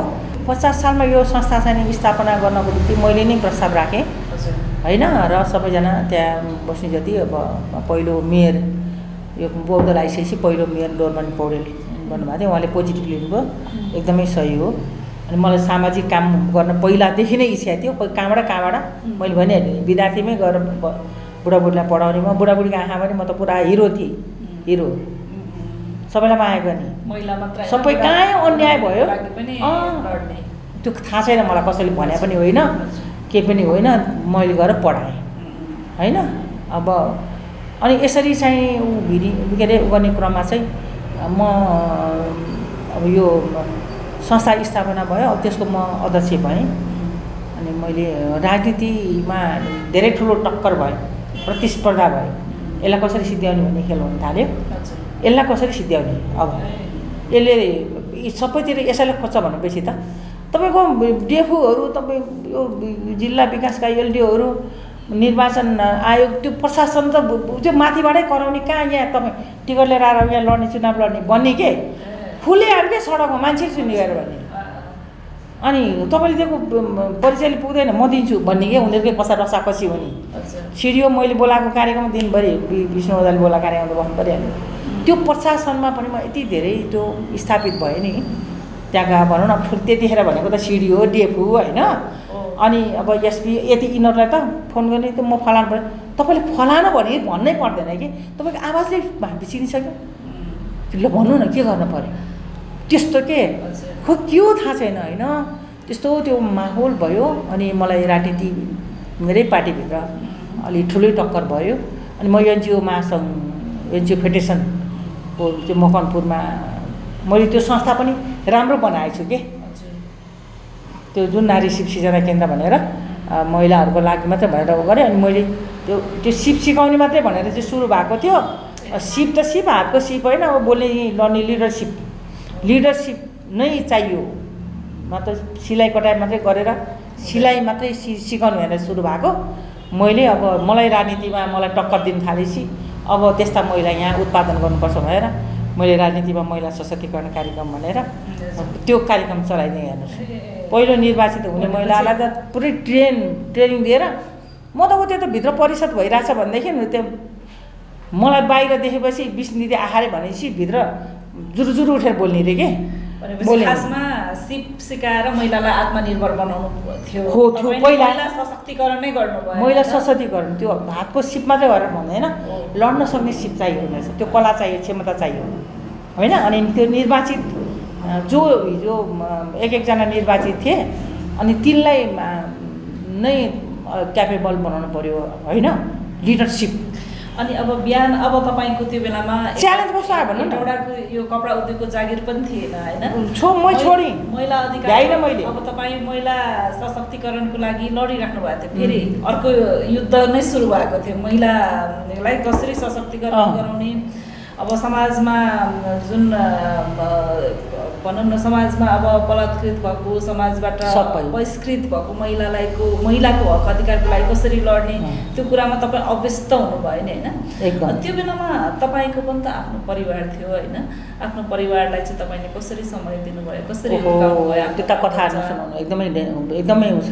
मैले आफ्नो परिवारै त्यागेँ भने पनि हुन्छ। एक किसिमले भन्दाखेरि मैले परिवारलाई भन्दा बाहिर मैले बढी समय दिन थालेँ होइन। मेरो बच्चाहरूको बिहे हाल्थेँ, मलाई गाली गर्न थालेँ गाउँको मान्छेले, बच्चा किन पाएको, यसरी बच्चा छोड्ने हो भनेदेखि मैले कहिले मेरो बच्चालाई गएर स्कुलसम्म पुर्याउन म गएको छैन। बरु बुवाले गएर बेला दिउँसो के अरे ल्याएर खाजा पाएर यताउता गर्नुहुन्थ्यो बरु होइन। उहाँको एउटा म त एउटा सिधेपछि अर्को सिधेपछि अर्को सिधेपछि अर्को भनेपछि समस्यामा अनि छोराछोरीलाई पढाउनुपर्छ मैले होइन। सारा मेरो आफ्नो चाहनाहरू मैले छोराछोरीमा ढाल्नुपर्छ, मेरो बच्चाहरूले दुःख पाउनु हुँदैन भन्ने सँगसँगै म फेरि यो महिलाहरू पनि कमजोर हुनु हुँदैन। कसैले हेपिरहँदाखेरि उनीहरू रोएर होइन बस्नु हुँदैन, उनीहरू त्यहाँनिर लड्न सक्नुपर्छ, बोल्न सक्नुपर्छ भन्नेमा पुगेँ। अनि त्यो निर्वाचितहरू पनि नबोल्ने त्यतिखेर सही गऱ्यो, फर्क्यो, त्यहाँ के कुरा उठाउनुपर्छ भन्ने पनि थाहा छैन, केही पनि थाहा छैन। पछि चाहिँ त्यो महिला सशक्तिकरण कार्यक्रम, राजनीतिमा महिला सशक्तिकरण भनेपछि त्यो विष्णु ओझाले किन त्यो राजनीतिमा महिला सशक्तिकरणको कार्यक्रम लिएर आएर चलाएको त्यो बन्द गर्नु पऱ्यो भनेर भने अरे मैले फेरि यो पार्टी त्यो पार्टी होइन, सबै पार्टीको महिलाहरूलाई लिएर आउँ। तपाईँ सोध्नु न, त्यति बेला मैले त्यो ट्रेनिङ दिएर तयार गरेको हामीले त्यो राजनीति गर्ने सबै पार्टीका महिलाहरूलाई लिएर आएर ट्रेनिङ गर्ने। वीरगञ्ज उपमहानगर नगरपालिकाको उपमेयर त्यो शान्ति भन्ने शान्ति समथिङ बेसी मैले त्यो बेलामा उस वीरगञ्जबाट मात्र होइन कि सबै अहिले सांसद छन्, वडा अध्यक्ष छन्, मेयर छन्, उपमेयर छन्, प्रदेशका सदस्य छन्, कोही मन्त्री नै भएको छन्। अब तपाईँको मैले त पहिलोचोटि मेयरको लागि मैले आफूलाई तयार गरिरहँदाखेरि अनि मलाई त अब कडा प्रतिस्पर्धा भयो। मेरो 99% मेयरको टिकट भइसक्यो, खालि निर्णय मात्रै लेख्न मात्रै बाँकी थियो। केन्द्रमा टिकट मैले एक किसिमले मैले पाइसकेको स्थिति थियो, तर जनमत सबै मेरो पक्षमा थियो। मलाई चाहिँ सांसद बन भनेको थियो, सांसदको लागि मलाई सर्वसम्मत थियो। अनि मैले पहिलोचोटि मैले म चुनावमा उठ्छु भनेर भनेको थिएँ। कहिले भन्दाखेरि पहिलोचोटि भनेको यो 62-63को आन्दोलन पछाडिको पहिलो संविधान सभाको निर्वाचन भयो नि। यस्तो माहौल थियो मेरो पक्षमा, यस्तो माहौल थियो। तर म त्यतिखेर एउटा कार्यक्रमले बङ्गलादेश गएको थिएँ, फर्किँदा त मेरो नामसाम काटेर पठाएछन्, मेरो पार्टीबाट भनौँ न नाम काटेर पठाएछन् माओवादीहरूले। त्यतिखेर म चिन्दिनँ, आज को थिएँ त्यतिखेर। तपाईँलाई टिकट दिन्छौँ हामी, तपाईँलाई जनतामा एकदमै तपाईँ स्थापित हुनुहुँदो रहेछ, हामी टिकट दिन्छौँ, हाम्रो पार्टीमा आइदिन्छौँ भनेर भन्न आउनुभएको थियो। मैले नमस्ते गरेर चिया खुवाएर धन्यवाद भनेर पठाएँ। किनभने मैले मेरो जिन्दगी पार्टीबाट पनि तपाईँलाई अफर चाहिँ घरमै आउनुभएको थियो, घरमै आउनुभएको थियो। मैले मेरो जिन्दगी, मेरो यौवन, मेरो उमेर, मेरो बच्चालाई दिनुपर्ने समय मैले एउटा पार्टीलाई दिएँ नि त। जुन पार्टीले मेरो एमाले पार्टीमा होइन दिएँ, तर त्यहाँबाट मलाई सिध्याउनको निम्ति मेरो नामै यसले नाम पठायो भने यसले टिकट पाइहाल्छ। आफ्नै पार्टीबाट टिकट पायो, आफ्नै पार्टीबाट सबैभन्दा दुश्मनी आफ्नै पार्टीमा हुन्छ। अनि मेरो नामै काटेर पठाएँ। त्यहाँ त भुलदङ्गा भयो नि, जात्रा भयो नि। त्यसपछि पहिलो त्यो त्यति बेरुवाको चुनाव हारे, सबै हार्यो नि एमाले, सबै माओवादी जित्यो। माओवादीलाई पनि थाहा थिएन कि हामीले यसरी चुनाव जित्छौँ भनेर, बाध्यता थियो जनतालाई पनि। यिनलाई जङ्गल पठाउनु भन्दा त बरु संसदतिरै पठाउनु भनेर हाले नि भयो त होइन। डरले पनि हाले, करले पनि हाले, अनि गरेर हाले, जित्यो। अब म जित्यो भयो नि। अब मैले जिन्दगी त मैले त एउटा पार्टीमा बनाउनको लागि मेरो समय बर्बाद भयो नि त, कति वर्ष। अनि त्यो हुनाले गर्दाखेरि मैले यो मान्यतामा मैले बिहेको सवालमा भयो होइन, पढाइको सवालमा हरेक ठाउँमा म त्यो इमान्दारिता चाहिँ मैले कहिल्यै छोडिनँ कि। त्यो इमान्दारमै म बसेँ। अनि त्यति बेला अब यो धेरै राम्रो कुरा गर्न एकदमै कडा प्रतिस्पर्धा थियो। अब मलाई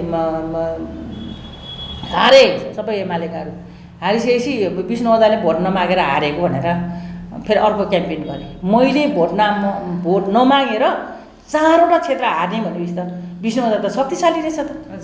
अनि भनेछन् हाम्रा महिलाहरूले, अनि विष्णु दिदी त शक्तिशाली हुनुहुँदो रहेछ त। अघि एउटा क्षेत्र विष्णु दिदीलाई दिएर 3टा क्षेत्र त तिमीहरू जिते रहेछौ त। विष्णु दिदीले भोट नमाग्दा त्यस्तो त होइन नि। अनि मलाई फेरि आरोप लगायो कि विष्णु ओझाले भोट नमाग्या भएर होइन यो भयो भनेर। अब यसरी चाहिँ नि तपाईँको टक्कर परिसकेपछि अनि दोस्रो संविधान सभाको चुनावमा म लड्छु, प्रत्यक्षबाटै लड्छु, म समानुपातिबाट जान्न भनेको थिएँ मैले। अनि मलाई फेरि दिएन तपाईँ समानुपाति, मलाई नि गाह्रो लाग्यो। अनि त्यसपछि ल तिमीहरूले खाऊ भनेर मैले अनि एउटा सहमति नै गरेँ होइन, यताउता होइन, प्रतिस्पर्धी विष्णु ओझा पनि हो भन्नु। अनि फेरि मलाई हिजो अगाडिको जस्तो गरेर चाहिँ गर्न आयो भने फेरि म छोडिदिनु भएन, मैले भनेँ। अब यत्रो सङ्घर्ष गर्नुभयो, सङ्घर्ष गर्नुभयो, सङ्घर्षबाट कहिले थाक्नु भएन तपाईँ? म अहिले पनि थकाइ आएन, अहिले पनि लागेको छ। अहिले पनि थकाइ आएन। अनि अहिले चाहिँ अब छोरा आज 60 वर्ष हुन लाग्यो होइन, 60 वर्ष हुन लाग्छ। म अहिले पनि थकाइ आएन। त्यो मेरो ऊर्जा अझ निरन्तर जारी छ तपाईँ? जारी छ, भनेपछि त्यो ऊर्जा छ मसँग अहिले पनि छ। किन थाक्नु पनि हुँदैन, हार्नु पनि हुँदैन। त्यो थाक्नु र हार्नु भनेको त्यो आत्महत्या गरेर जस्तै हो कि होइन। किनभने मैले यो मुलुकका लागि केही गर्छु भनेर भनेको थिएँ। म 2003मा म सिङ्गापुर पुगेको थिएँ, 2003मै हो म बङ्गलादेश पनि गएको थिएँ होइन। पहिलो मेरो विदेश भिजिट म बङ्गलादेशको, त्यसपछि मेरो सिङ्गापुर।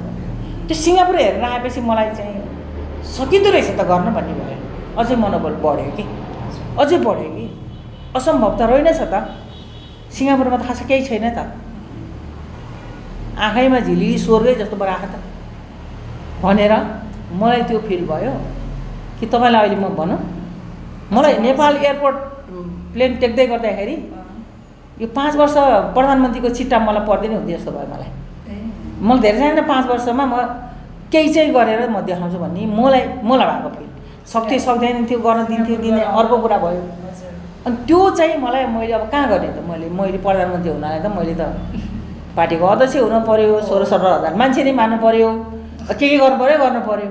त्यसैले मैले सांसद पनि मलाई चाहिएन भनेर म मेयर हुन्छु, कार्यकारी चाहियो क्या मलाई, एउटा ठाउँलाई बनाउँछु, कार्यकारी एउटा ठाउँ बनाउँछु। अनि हेर न, अनि मैले पनि गर्न सक्छु कि सक्दिनँ रहेछु त, मैले सोचेको जस्तो ठाउँ बनाउन सक्छु कि सक्दिनँ रहेछु त भनेर मैले प्रत्यक्ष यो कार्यकारी पोस्ट खोजेँ मैले। अनि सांसद र मन्त्री पनि अरूलाई नै बनाऊ, मलाई एकपल्ट भनेको 5 वर्ष त हो। त्यसपछि अहिले लेखिदिन्छु क्या, को लड्ने हो लड, यति भन्दा नि पाइनँ क्या मैले। हजुर, अहिले चाहिँ अनि तपाईँको छोराछोरीहरू चाहिँ कता हुनुहुन्छ, के भन्नुहुन्छ? मेरो बच्चाहरूको यो राजनीति देखेर मेरो छोरो दिक्क भएर विदेश जाँदै जान भने छोरो गयो, जाँदै जान मम्मी सरकारी जागिर खान विदेश जान भन्ने छोरो बाहिरै गयो। कहाँ हुनुहुन्छ? अहिले आइटी इन्जिनियरै हो, अस्ट्रेलिया छ। छोरा बुहारी पनि हो। छोरी भाइ गएपछि उसले पनि एउटा फोटो उचाली म पढेर फर्किन्छु मम्मी भनेर गएको। अब मैले त त्यतिखेर उनीहरूलाई भनेको टाइम दिन सकिनँ। मैले बच्चामाथि ठुलो अन्याय गरेको छु कि, जति बेला उनीहरूलाई धेरै केयर गर्नुपर्ने थियो त्यो बेला मैले धेरै त्यो सम्झ्यो भने त म 2-4 घन्टा रुन्छु होला होइन। मेरो बच्चामाथि त्यति ठुलो मैले जानेर होइन क्या, नजानेर। जस्तै तपाईँको छोराछोरीले हामीलाई समय दिएन, तपाईँले भनेर केही गुनासो गर्नुहुन्छ कि अहिले? होइन, गुनासो त्यतिखेर गर्थेँ छोरीले, मम्मी जाँचको बेलामा चाहिँ तपाईँ त्यो पार्टीको कामबाट विश्राम लिनु न भन्थे। अहिले चाहिँ के भन्नुहुन्छ तपाईँहरूले? अनि जाँचको बेलामा पनि मैले खास उनीहरूले भनेको समय मैले दिन सकिनँ। अनि पछि काठमाडौँ लिएर आएर पढाउन थालेपछि अनि अलिकता नजिक बस्न पाइयो। म त्यो एड्रिन भन्ने एउटा संस्था थियो, नेटवर्क थियो, त्यसको अध्यक्ष भएको थिएँ। अनि त्यतिखेर 60 सालले खै ज्ञानेन्द्रको शासन आएको थियो त्यतिखेर। अनि अलिअलि फुर्सद पनि मिलेको थियो, त्यति ठुलो धेरै आन्दोलन गर्नुपर्ने स्थिति पनि थिएन। मैले त्यही भएर पढ्न पनि टाइम दिएँ। मैले आफ्नो अधुरो पढाइ पनि पुरा गरेँ, पढाइ पनि पुरा त्यो मेरो मनमै थियो। मलाई यो पढाइ पुरा गर्नको लागि चाहिँ म 2 जनालाई धन्यवाद दिन्छु कि, एउटा मेरो पूर्व राष्ट्रपति विद्या भण्डारी पढ्नुहोस् भनेर इन्करेज गर्ने, अर्को सुशीला दिदी, अशोक राईको मिसेस दिदीले मलाई खुब माया गर्नुहुन्थ्यो, पढ भनेर। मलाई मेरो एसएलजीको लागि त फर्म भरिदिने दिदी हो क्या अझ। एसएलजी होइन, त्यो उसको 11-12को कलेज, यहाँ कलेजको प्राइभेट भन्ने 80 पोहोर एकजना एउटा टिममा आएको थियो। अब फेरि दिनु अरे कि मास्टर गर्नु अरे, अब त्यो चाहिँ सम्भव छैन। अहिले तपाईँ हेटौडाको एउटा भनौँ न मेयरको पदमा लड्नुभएको मान्छे कसरी एकैचोटि यो संवैधानिक आयोगको राष्ट्रिय समावेशी आयोगमा चाहिँ आउनुभयो, कसरी यो अझ त्यो बिचमा एउटा क्याम्पेन छुट्यो कि हजुर एउटा हामी सक्छौँ क्याम्पेन, हामी सक्छौँ महिला विरुद्ध हुने सबै प्रकारका भेदभाव अन्त्य गर्न भनेर हामीले एउटा अर्को दक्षिण एसियाली अभियान चलाएका थियौँ कि त्यो दक्षिण एसियाली अभियानमा के भयो भनेदेखि अनि चेन्ज मेकरहरू बनाउनु पर्ने थियो। अनि मिटिङमा मलाई पनि बोलाएको थियो यहीँ काठमाडौँमा।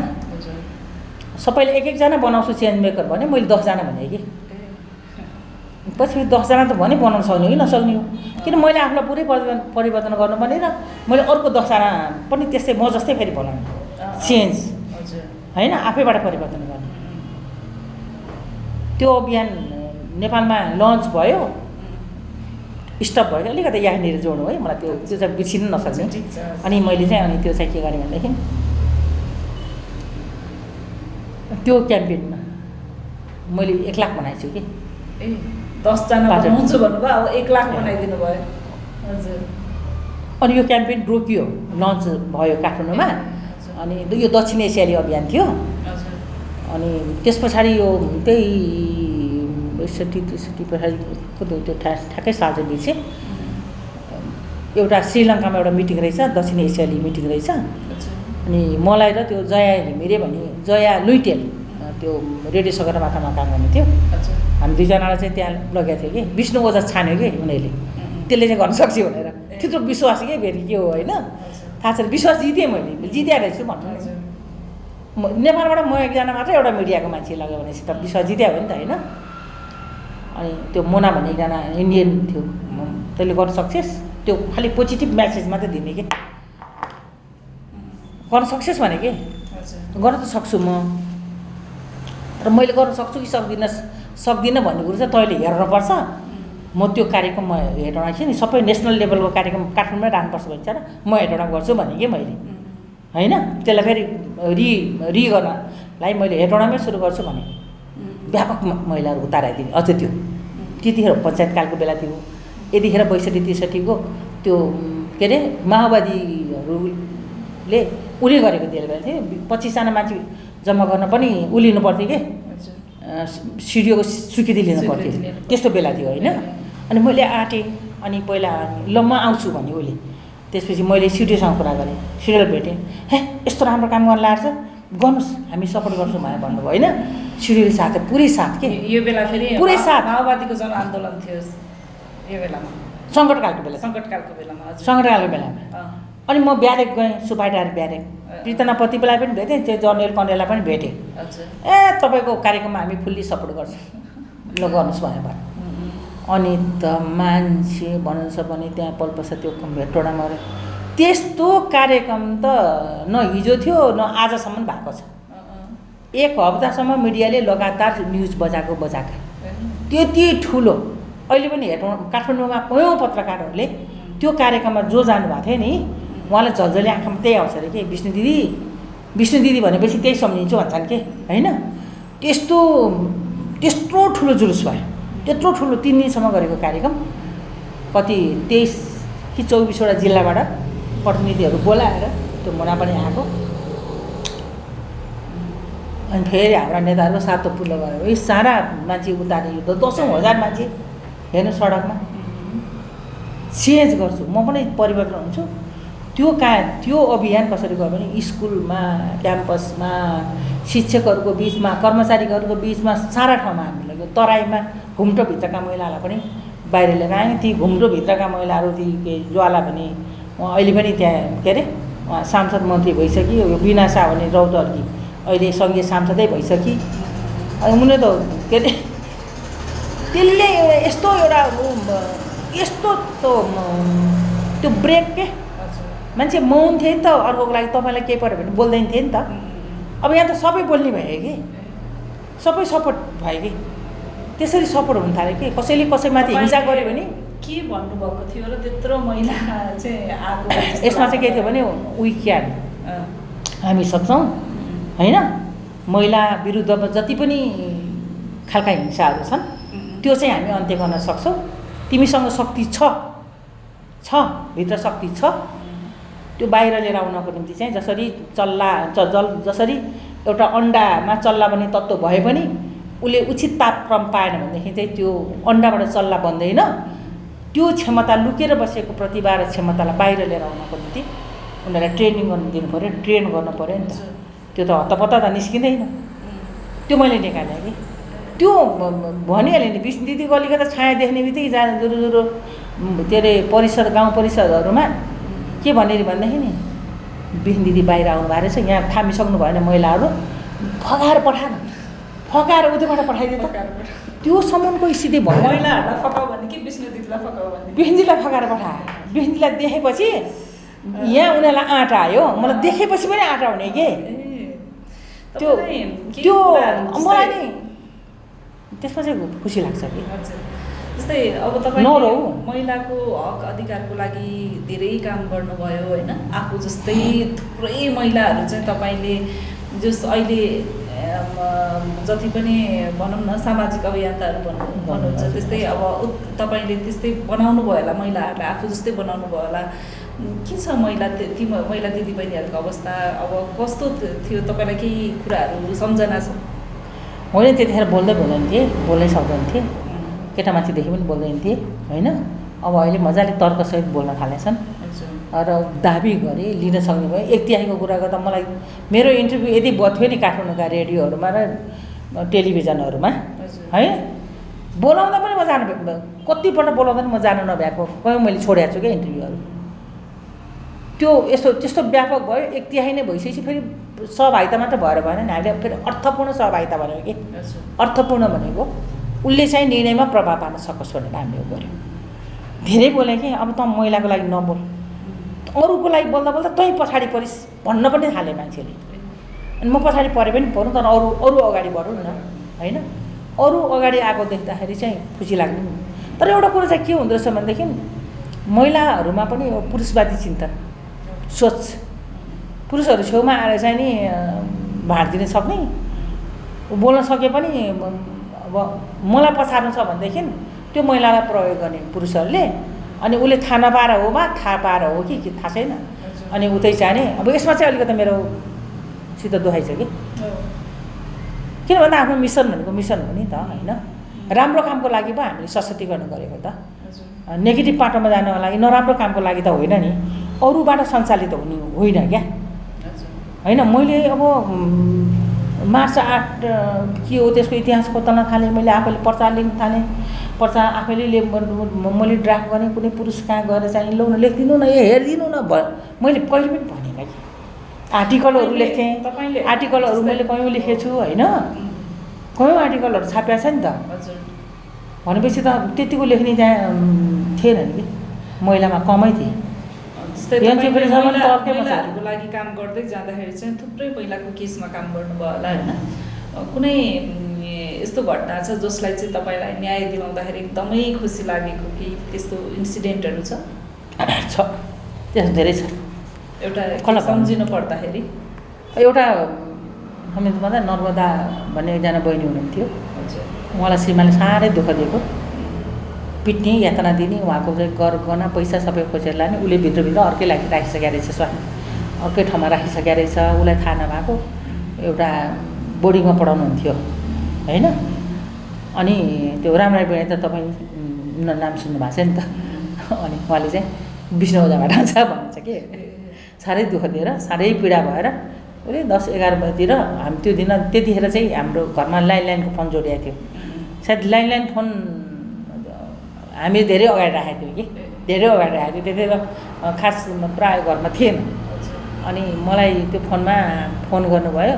अनि मैले के भनेँ भनेदेखि होइन, आँसु जान बन्द गर्नुहोस्, आजदेखि तपाईँलाई पिट्न थाल्यो भने त्यसको हात समात्नुहोस् होइन, पिट्न नदिनुहोस्, थापेर बस्ने होइन।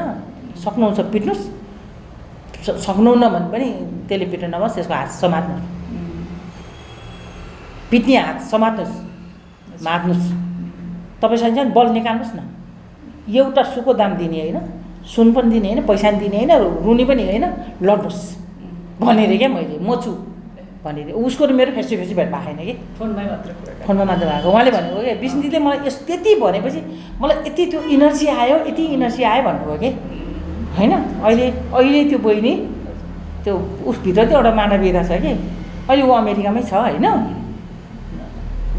त्यहाँ अमेरिकामा त्यो न्युयोर्कभित्र त्यो सहरमा हिँड्दा पनि हेलो नर्मदा दिदी भन्छ नि के ऊ हाम्रो हेटौँडामा हिँडे जस्तो एक काठमाडौँ हिँडे जस्तो त्यति ऊ के सबैलाई एकदम सहयोग गर्ने होइन अहिले पनि उसको केही परिवर्तन भएको छ नि सिएसडब्ल्यू जाँदाखेरि एकचोटि हेर्नुभएको थियो अनि आउनु भन्नुहुन्छ होइन अब त्यस्तै थुप्रै छन् धेरैजनाको आँसु पोछेको छु र धेरैजनालाई बोल्न सक्ने बनाइएको छ हिजो लड्न सक्दैन थिए बोल्न सक्दैन थिए आफूलाई पऱ्यो भने आफू मात्रै हुन्थे अनि एउटा रिसर्च भएको रहेछ त्यो रिसर्चवालाको टिमले आएर मलाई के भन्यो भनेदेखि त्यो मानव बेचबिखन विरुद्धको क्याम्पेन पनि मैले गर्दाखेरि अनि हामीलाई एउटा पदमपोखरीमा त्यो स्कुलमै घेरा हालेको थियो कि पदमपोखरीमा धेरैजना चाहिँ त्यो गिरोह बस्ने अनि त्यो गिरोहले हामीलाई घेरा हालेको थियो कि होइन त्यो सम्झिँदाखेरि नि अनि अहिले त्यो एकदम मुक्त छ कि त्यो नारी सिपलाई चाहिँ यहाँ छुट छ यहाँ आउनलाई अरू एनजिओहरू चाहिँ आउन पाउँदैन भनेर त्यो पालिकाले कि अरूलाई चाहिँ खोला तर यता आउने होइन नारी सिपलाई चाहिँ छुट छ किनभने उहाँले यहाँ सुरुदेखिको यहाँ काम गर्नुभयो त्यो विष्णु दिदीको संस्था हो त्यो विष्णु दिदीहरूले काम गरे भनेर त्यसरी हेर्ने के उहाँले अनि त्यसमा पनि मलाई एकदमै खुसी लाग्छ कि उहाँहरू आफ्नो लागि लड्न सक्नुहुन्छ धेरैजना त्यस्तो छ सम्झिनुहुन्छ धेरैजनाले तपाईँ त्यो बिनालाई एकचोटि लिनु न त्यो बिना शाह भनेको पनि त नम्बर दिन्छु अनि ऊ कसरी राजनीतिमा आयो उसको यति घुम्टो हुन्थ्यो म घुम्टो यता तान्थेँ ऊ यता तान्ने म पछाडिबाट तान्ने म वीरगन्जमा उसमा गएर मैले ट्रेनिङ दिँदाखेरि कयौँ त्यो तराईको त्यो बहिनीहरूले छोरीहरूले 3 दिनको ट्रेनिङ दिँदाखेरि बिए क्यान्सल फाइनल भएको बिए क्यान्सल गरेँ यो मेरो अधिकार रहेछ त म किन बिहा गर्ने म पढ्छु बिए नै क्यान्सल गरेँ पर्सिपल्ट आउँदाखेरि हामी त त्यो आँट आएर क्या उनीहरूलाई थाहा छैन त्यो आँट दियो म यसरी नै त्यो तपाईँसँग छ के हरेक मान्छेसँग छ धेरै होला थोरै होला अर्को कुरो भयो तर हामी आफ्नो लागि बाँच्नु पऱ्यो नि हामी फेरि यो जुन फेरि पाउँदैन नि त त्यो लड्नु पऱ्यो नि त बोल्नु पऱ्यो नि त तपाईँ लड्नु भएन बोल्नु भएन भने त त्यहीँ हेर्छ कि त्यो भुसिया कुकुरले नि हेर्छ कि डराउँदै भाग्यो भने त्यसले कुकुर लखड्दै आउँछ तपाईँ उभिएर त्यसलाई बैठ भन्नु त त्यो आफै भाग्छ हो तपाईँ बोल्नु भएन डराउनु भयो भने तपाईँलाई जसले पनि हेर्छ त्यसैले बोल्नुहोस् नराम्रो काम नगर्नुहोस् नचाहिने काम नगर्नुहोस् जायज कुरामा अधिकारको लागि आफू बोल्नुहोस् मेरो भनाइ यही नै हो म ऊर्जा भर्ने हो धेरै महिलाको लागि झगडा गराउने होइन फेरि एउटा एकदम ऊर्जा नै बन्नुभयो होइन जस्तै अब तपाईँहरूले यो महिलाको जुन 1/3 सहभागिता भनेर जुन सङ्घर्ष गर्नुभयो होइन तर अहिले तपाईँले जुन संवैधानिक आयोगमा काम गर्नुभएको छ होइन त्यहाँ पनि त 1/3 महिला त छैन नि यसमा चाहिँ के भन्नुहुन्छ त तपाईँ 1/3 गर्नुपर्छ अब 1/3 ल्याउनुपर्छ होइन मैले त्यो लेख्दै पनि छु त्यहाँ पनि 1/3 हुनुपर्छ संवैधानिक आयोग चाहिँ कस्तो भनेदेखि धेरै आयोग बनाएर धेरै अधिकार पाउने होइन एउटै होस् तर सबैलाई समेटोस् र त्यो एकदम पावरफुल होस् कि कर्मचारी आफ्नै होस् अलि पदाधिकारी अलि बढी होस् 50% अब त 1/3 मात्र अड्किने होइन नि त बराबरी हो नि त त्यो 1/3 त सुरुमा पो हामीले 1/3 सुरुमा हामीले 1-2 जना भए पनि राख्नु पऱ्यो भनेर भन्यो होइन पहिला प्रतिनिधि मात्रैको कुरा गऱ्यौँ हामीले त्यस पछाडि हामीले दोस्रो राउन्डमा पछि अलिकति अगाडि बढिसकेपछि 1/3 कुरा गऱ्यौँ अब हामी 50-50 हो नि होइन 50-50 मा जाने हो तर 50-50 मा उपस्थिति मात्र होइन कि त्यो उपस्थितिले चाहिँ एउटा परिवर्तन ल्याओस् के अरे पुरुषहरू मात्रै हुनु र महिलाहरू मात्रै हुनु अथवा महिला र पुरुष बराबर हुनुमा त्यसले भिन्नता चाहिँ देखाओस् के राम्रो नतिजा त्यसले चाहिँ दिन सक्छ उही आफ्नै लागि लड्यो भनेदेखि त के नतिजा आउँछ र त्यो हुनाले गर्दाखेरि राष्ट्रिय समावेशी आयोगमा पनि त होइन अहिले 4 जना पुरुष नै हुनुहुन्छ तपाईँ एक्लै महिला कतिको सहयोग पाउनु भएको छ अब गाह्रै छ यसमा चाहिँ अब गाह्रो छ सबैको सोच मिल्दैन होइन दृष्टिकोण पनि मिल्दैन काम गर्ने त्यो इनर्जी पनि मिल्दैन रहेछ म जहाँ जान्छु त्यहाँ सफल भएर निस्किनुपर्छ भन्ने मेरो मान्यता हुन्छ र सबैको मान्यता नहुँदो रहेछ त्यहाँनिर जस्तो मैले पिए राखिनँ होइन, एउटा ब्याग बोक्नको लागि ढोका खोलिदिनु लागि किन पिए राखेन? त्यो नेपाल सरकार कुनै ठाउँमा काम गर्छ नि त उसले, त्यो सरकारकै तलबी मान्छे हो। मेरो पछि लाग्नलाई किन मलाई के थेट छ र? मलाई कसैले मार्छु भने होइन, मर त एक दिन परिहाल्छ। त्यसरी मैले राखिनँ। मलाई राख्नुहोस्, अनुभव गर्नुहोस् भनेर हाम्रो मान्यज्यूहरूले धेरै सुझाव दिनुभएको थियो होइन, मैले राखिनँ। अब हेरौँ कुनै दिन मन्त्री भएछ भने राखिन्छ कि थाहा छैन भनेको, म तपाईँ मन्त्री हुँदाखेरि त तपाईँलाई राखेरै पठाउँछ भनेर पनि जिस्किनुहुन्छ के कहिलेकाहीँ। अब गाह्रो छ।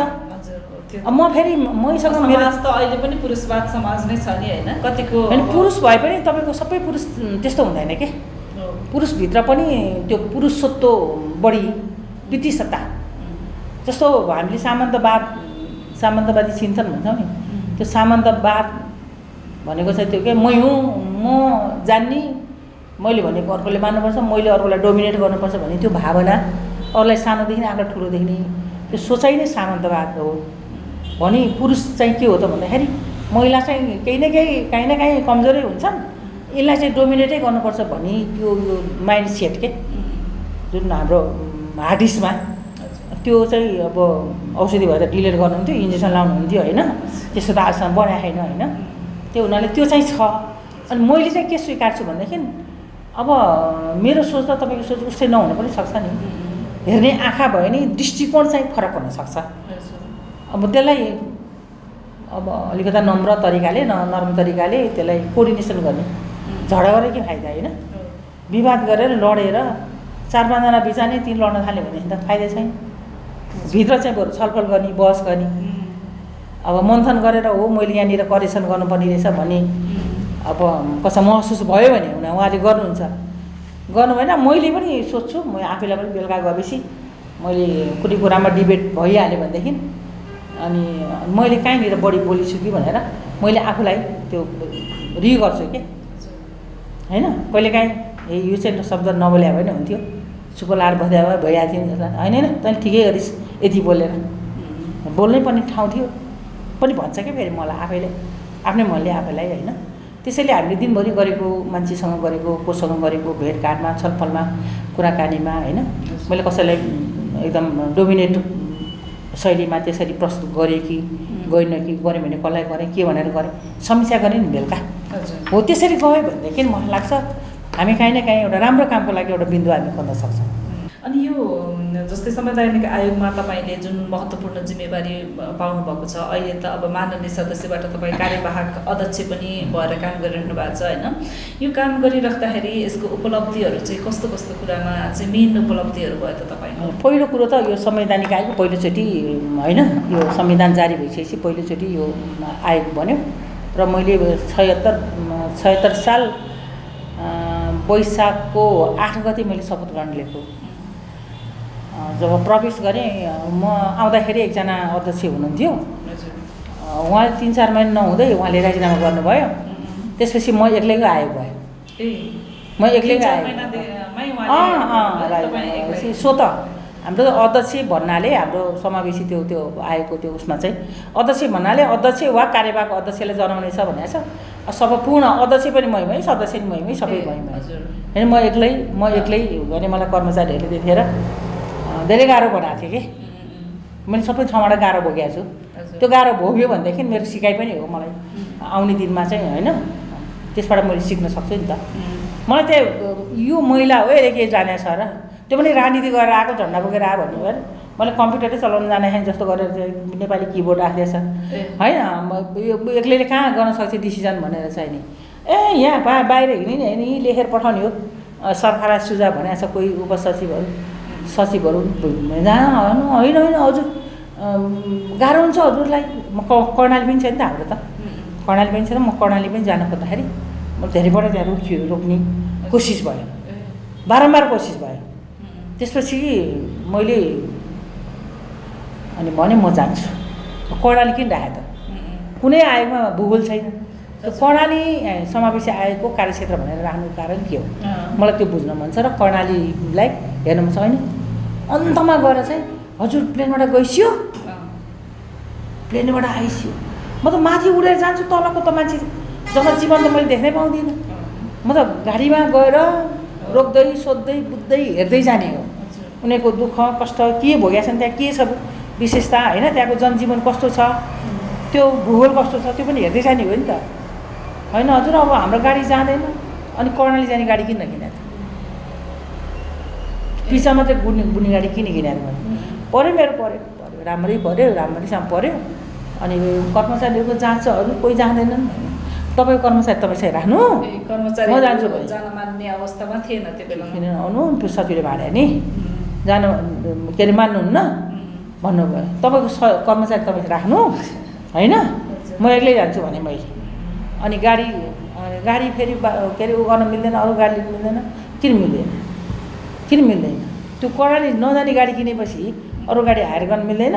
निर्णय गर्ने, हायर गर्ने, जाने। म यही भने होइन, म एक्लै जाने भनेपछि मैले 2-3 जना अधिकृतहरूलाई बोलाएर सोधेँ। मेरो पिए नै थियो, म नेपाल सरकारकै कर्मचारी हो होइन। अनि त्यसपछि मसँग जाने, अनि कर्णाली भनेको जाने भने ल म गएँ, रोक्दै गएँ। हिउँ पर्छ अरे, अन्तिममा त हिउँ पर्छ अरे, गाह्रो हुन्छ अरे। ल हिउँ परे झन् हाम्रो हिउँ हेर्न पाइन्छ भने ल म त्यो स्वभाव कि म गर्छु भनेपछि गर्छु। गएँ नि फर्किने बेलामा हिउँ पऱ्यो, त्यसले फेरि अर्कै मजा भयो नि त होइन। अनि म आउँदा त सचिव छैन, म त पुगेर सफल भएर आइसकेँ नि त म त। अनि उसलाई त नाजवाफ भयो नि, सक्नुहुन्न भनेको थियो। त्यत्रो मुगुको त्यत्रो चाहिँ एउटा चाहिँ कार्यक्रम गरेर आयौँ होइन, जुम्ला अनि यता कालीकोट सबै उ गर्दै आयो, पूर्ण रूपमा सक्सेस भयो नि त। अनि एकजना मात्रै महिला भएर हेर्ने। अनि त्यसपछि मलाई उपसचिवले त्यहाँ भने, कहाँ हजुर फिल्डमा जाने नै होइन नि, सबै यहीँ हेरेर लेख्ने। तपाईँ आयो कि म आएँ? तपाईँ जागिर खान आएको, म काम गर्न आएको भने मैले यसरी भने मैले। तपाईँ जागिर खान आउनुभयो, तपाईँ पेन्सन पकाउँदै हुनुहुन्छ, म पेन्सन पकाउँदै छैन, म जागिर खान आएको होइन, म काम गर्न आएको। मलाई काम गर्न ल्याएको, यो क्षेत्रमा के गर्नुपर्ने हो अध्ययन अनुसन्धान गरेर होइन, यो बुझ्नु पऱ्यो नि, हामीले बुझ्नु पऱ्यो नि भनेर भनिसकेपछि अनि धेरैपल्ट मसँग डिस्कस गरेँ पनि मैले उसको कुरा मलाई मतलब गरेँ। अब यो कर्मचारी कस्तो भने नेगेटिभ पनि छन्, पोजिटिभ पनि छन्। अहिले जाने बेलामा चाहिँ सचिव राम्रै पर्नुभएको छ। फेरि मान्छे भने राम्रो पनि हुन्छ, नराम्रो पनि हुन्छ। नराम्रो मान्छे यस्तो अनुहार राम्रो नराम्रो कुरा होइन कि, उसको काम गर्ने स्पिड, उसको हेर्ने दृष्टिकोण होइन। अनि मैले नेपाल सरकारलाई कति योगदान गर्न सक्छु भन्ने कुरा नबुझ्नु। कानुन बनेको छ, कागजमा छ, संविधानमा कति मिठो छ नि अक्षर होइन, कति मिठा शब्द छन्। कार्यान्वयन नभएर यी सबै कुरो कार्यान्वयन नभएर होइन, यो सडकको यो आवाज, सडकमा अहिले उठेको आवाज त त्यही हो नि। राम्रोसँग काम गर्न सकेको भए, रोजगारी सिर्जना गर्न सकेको भए, हामीसँग के छैन के, विश्वकै संसारकै सबभन्दा धनी देश, सबभन्दा सुन्दर देश हाम्रो देश हुन्छ। ल मलाई दिउँ त 5 वर्ष ढुक्कले, बिना बाधा त भइहाल्छ होइन। तर मेरो चाहिँ अहिले पनि यो असम्भव भन्ने कुरो चाहिँ मेरो डिक्सनेरीमा छैन। जस्तै अब आयोगमा तपाईँहरूले धेरै गरेको कामहरूलाई, धेरै जुन अब रिसर्चहरू गर्नुभयो त्यसलाई सिफारिस गर्नुभयो सरकारलाई होइन। जस्तै तपाईँहरूले सिफारिस गरेको कुराहरूलाई चाहिँ राज्यले कार्यान्वयन गर्यो कि गरेन त? केही गरेछ, धेरै गरेको छैन। हामीले किन गरेन भनेर फेरि दोहोऱ्याएर फेरि सोध्न सक्छौँ होइन। फेरि कति भयो कति भएन, किन भएन, यो हामीले संसदमा यो छलफलको विषय बन्नुपर्छ भनेर पनि कुरा उठाइरहेका छौँ। र त्यसको लागि हामीले यो वर्ष फेरि हामीले अध्ययन गरेको सिफारिस अध्ययन गरेर छलफल गरेर गरेको सिफारिसमा पनि कति कार्यान्वयन भयो भएन भने किन भएन भनेर हामीले यो वर्ष हाम्रो अध्ययन हुँदैछ। त्यो अध्ययन अब बाहिर आएपछि तपाईँहरूले पनि थाहा पाउनुहुन्छ किन गरेन भनेर सिफारिस सोध्न पनि पाइन्छ, सोध्न पनि पाइयो, त्यो अध्ययन पनि हुँदैछ। हामी अहिले यो अध्ययन हुँदैछ, त्यसको समीक्षा हुँदैछ। र अब यो के भनेदेखि अब हाम्रो 11वटा क्षेत्र डाइरेक्टली संविधानमै तोकेको क्षेत्र छ। यहाँ वर्ग एउटा जातको हिसाबले चाहिँ एउटा पिछडा वर्ग छ होइन, यो जिगज्याग छ के, यो संविधानमै लेख्न कति ठाउँमा त्रुटि छ। अब खसारी पहिलो संविधानले चिनेन। खसारी चिनाउनको निम्ति खसारीको पहिचान गर्नको निम्ति हामीले खसारीको थर सूचीकरण गऱ्यौँ, गोत्रसहितको गऱ्यौँ। गोत्र चाहिँ निकालेर अहिले गोत्र निकालेको पठाएको छ, सायद अब यो फाइनल होला होइन। त्यो भएपछि को रहेछ त खसारी भन्ने। अब दलित समुदायले दलित आयोगले दलितहरूको पनि थर सूचीकरण गर्न पठायो। अब दलितको र खसारीको 100 भन्दा बढी थरहरू चाहिँ मिल्दो रहेछ। सापकोटा, अधिकारी, घिमिरे यस्ता थर बाहुनका नि छन्, दलितका नि छन्, छेत्रीका नि छन्। अब हेर्नु है त, यो डिस्कस भयो क्याबिनेटमै, भयो मै पनि छु। यो क्याबिनेटको अध्यक्षता नारायण काजीले गर्नुभएको थियो त्यतिखेर। अनि अब यो जातै नराख्नु पऱ्यो कि भनेदेखि मान्छेको पहिचान त जातले पनि होइन, मान्छेको पहिचान त कामले गर्ने हो, कामले हुने हो। सिमाना भन्दा एक पाइलो उता गएपछि हामी नेपाली नै हो, यहाँ जातको कुरा आउँदैन होइन। त्यस्तो हुनाले गर्दाखेरि अब यो अर्को उसमा होला। तर हामीले गरेका सिफारिसहरूको यो कार्यान्वयन हुँदैछ र कति कुराहरू चाहिँ सम्बोधन पनि भएको छ। हामीले 30वटा विषयमा हामीले अध्ययन गऱ्यौँ। झन् 280 भन्दा बढी बुँदाहरू चाहिँ त्यसमा समावेश छन्। त्यो बुँदामा चाहिँ हामी जान सक्दैनौँ। एउटा संक्षिप्त एउटा हामीले के गऱ्यौँ, के अध्ययन गऱ्यौँ, कतिवटा सिफारिस गऱ्यौँ, कति सुझाव दियौँ।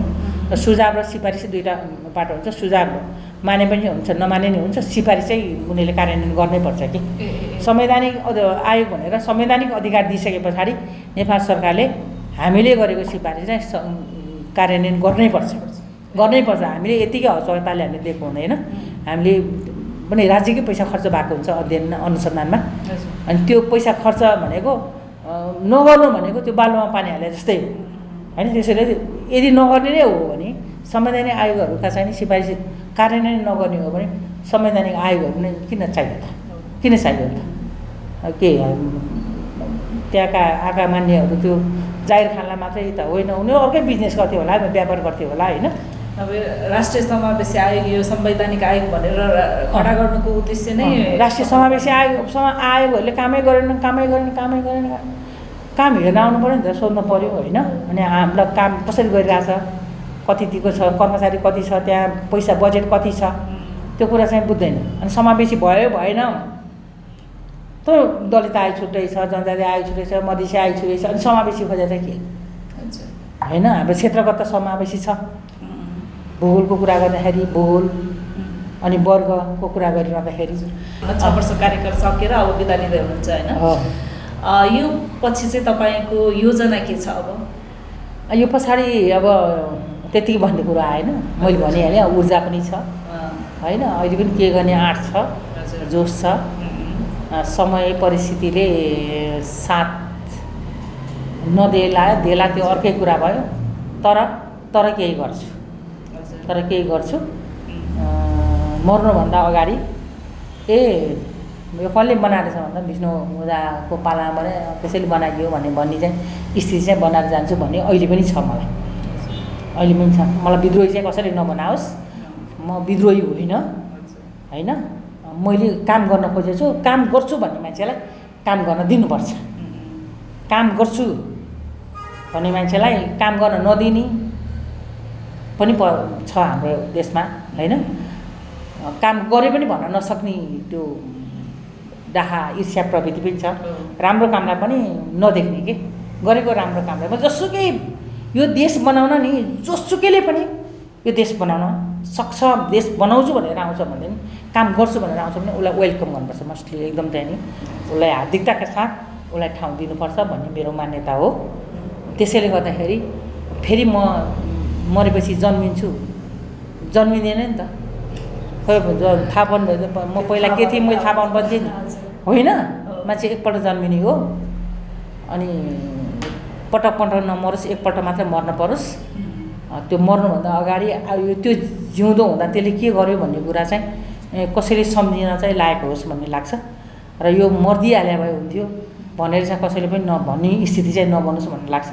कोही त हुन्छन् नै होइन, कोही त हुन्छन् राम्रै काम पनि मन नपर्ने मान्छे हुन्छ, यसले राम्रो काम किन गर्यो होला, नगरे भए हुन्थ्यो भन्ने पनि सोच्ने मान्छेहरू हुन्छ समाजमा। यस्तै छ मान्छे। तर जे होस् गर्नुपर्छ। ठिक छ, अब हामी कार्यक्रमको अन्त्यतिर आइसकेका छौँ होइन। अन्तमा अब तपाईँलाई विष्णु दिदी भनेर चिन्ने, विष्णु दिदी भनेर माया गर्ने र विष्णु ओझा भनेर चिनिने चिन्ने दर्शकहरूलाई चाहिँ तपाईँ के भन्न चाहनुहुन्छ? मैले चाहिँ जहिले पनि भन्ने गर्छु कि सरिस चर्चिने खानु हुँदैन, सरिस खायो भने हरिस चाहिँ नखानु है भन्छु कि म होइन। त्यसैले हरिस कसैले खानु भएन। सङ्घर्ष बिना जीवन सार्थक पनि हुँदैन। शत्रु बिनाको सफलता पनि नुन हालेर तरकारी जस्तो हुन्छ होइन। त्यसैले जहाँ पनि यो नेगेटिभ र पोजिटिभ दुइटै कुरा हुन्छन्। त्यसैले गर्दाखेरि कोही पनि हरेस नखानुहोस्, ऊर्जा लिएर शक्ति लिएर भित्र छ नि आफैभित्र खुसी पनि आफैभित्र खोज्नुपर्छ र ऊर्जा पनि आफैभित्रबाट खोज्नुपर्छ। मैले गर्न सक्छु, मैले गर्नुपर्छ, जानिनँ भने मैले सिक्नुपर्छ नि त। त्यो भनेर चाहिँ जानुस्, जतिसम्म बाँच्नुहुन्छ त्यतिसम्म नराम्रो काम चाहिँ नगर्नुहोस् भनेर भन्न चाहन्छु। ऊर्जाका साथ सबैलाई एकदम सकारात्मक दृष्टिकोणले हेर्नुहोस्। हेर्ने दृष्टिकोण चाहिँ सफा होस्, शुद्ध होस्, आचरण शुद्ध होस् होइन। र मेरो कारणले कसैलाई पनि अप्ठ्यारो नहोस्, कसैलाई पनि कसैको पनि त्यो उसमा चोट नपरोस्, त्यो हिसाबले चाहिँ हामीले काम गर्नुपर्छ भन्ने मलाई लाग्छ। म सुरुमा त हिँड्दा पनि त्यो के अरे कमिला मर्छ भनेर त्यसरी जोगेर हिँड्थेँ क्या। त्यस्तो मान्छे खसीलाई दुख्छ भनेर मासु पनि नखाने मान्छे हो कि त्यस्तो खालको मान्छे। अहिले मासु त खान्छु होइन, तपाईँ जानी चाहिँ कसैलाई दुःख दिन्छ मन लाग्दैन। अन्तमा आफ्नो एकदमै कार्यव्यस्तताको बावजुद पनि हामीलाई समय निकालेर आइदिनु भयो, त्यसको लागि हजुरलाई धेरै धेरै धन्यवाद। तपाईँहरूलाई एकदमै धेरै धन्यवाद।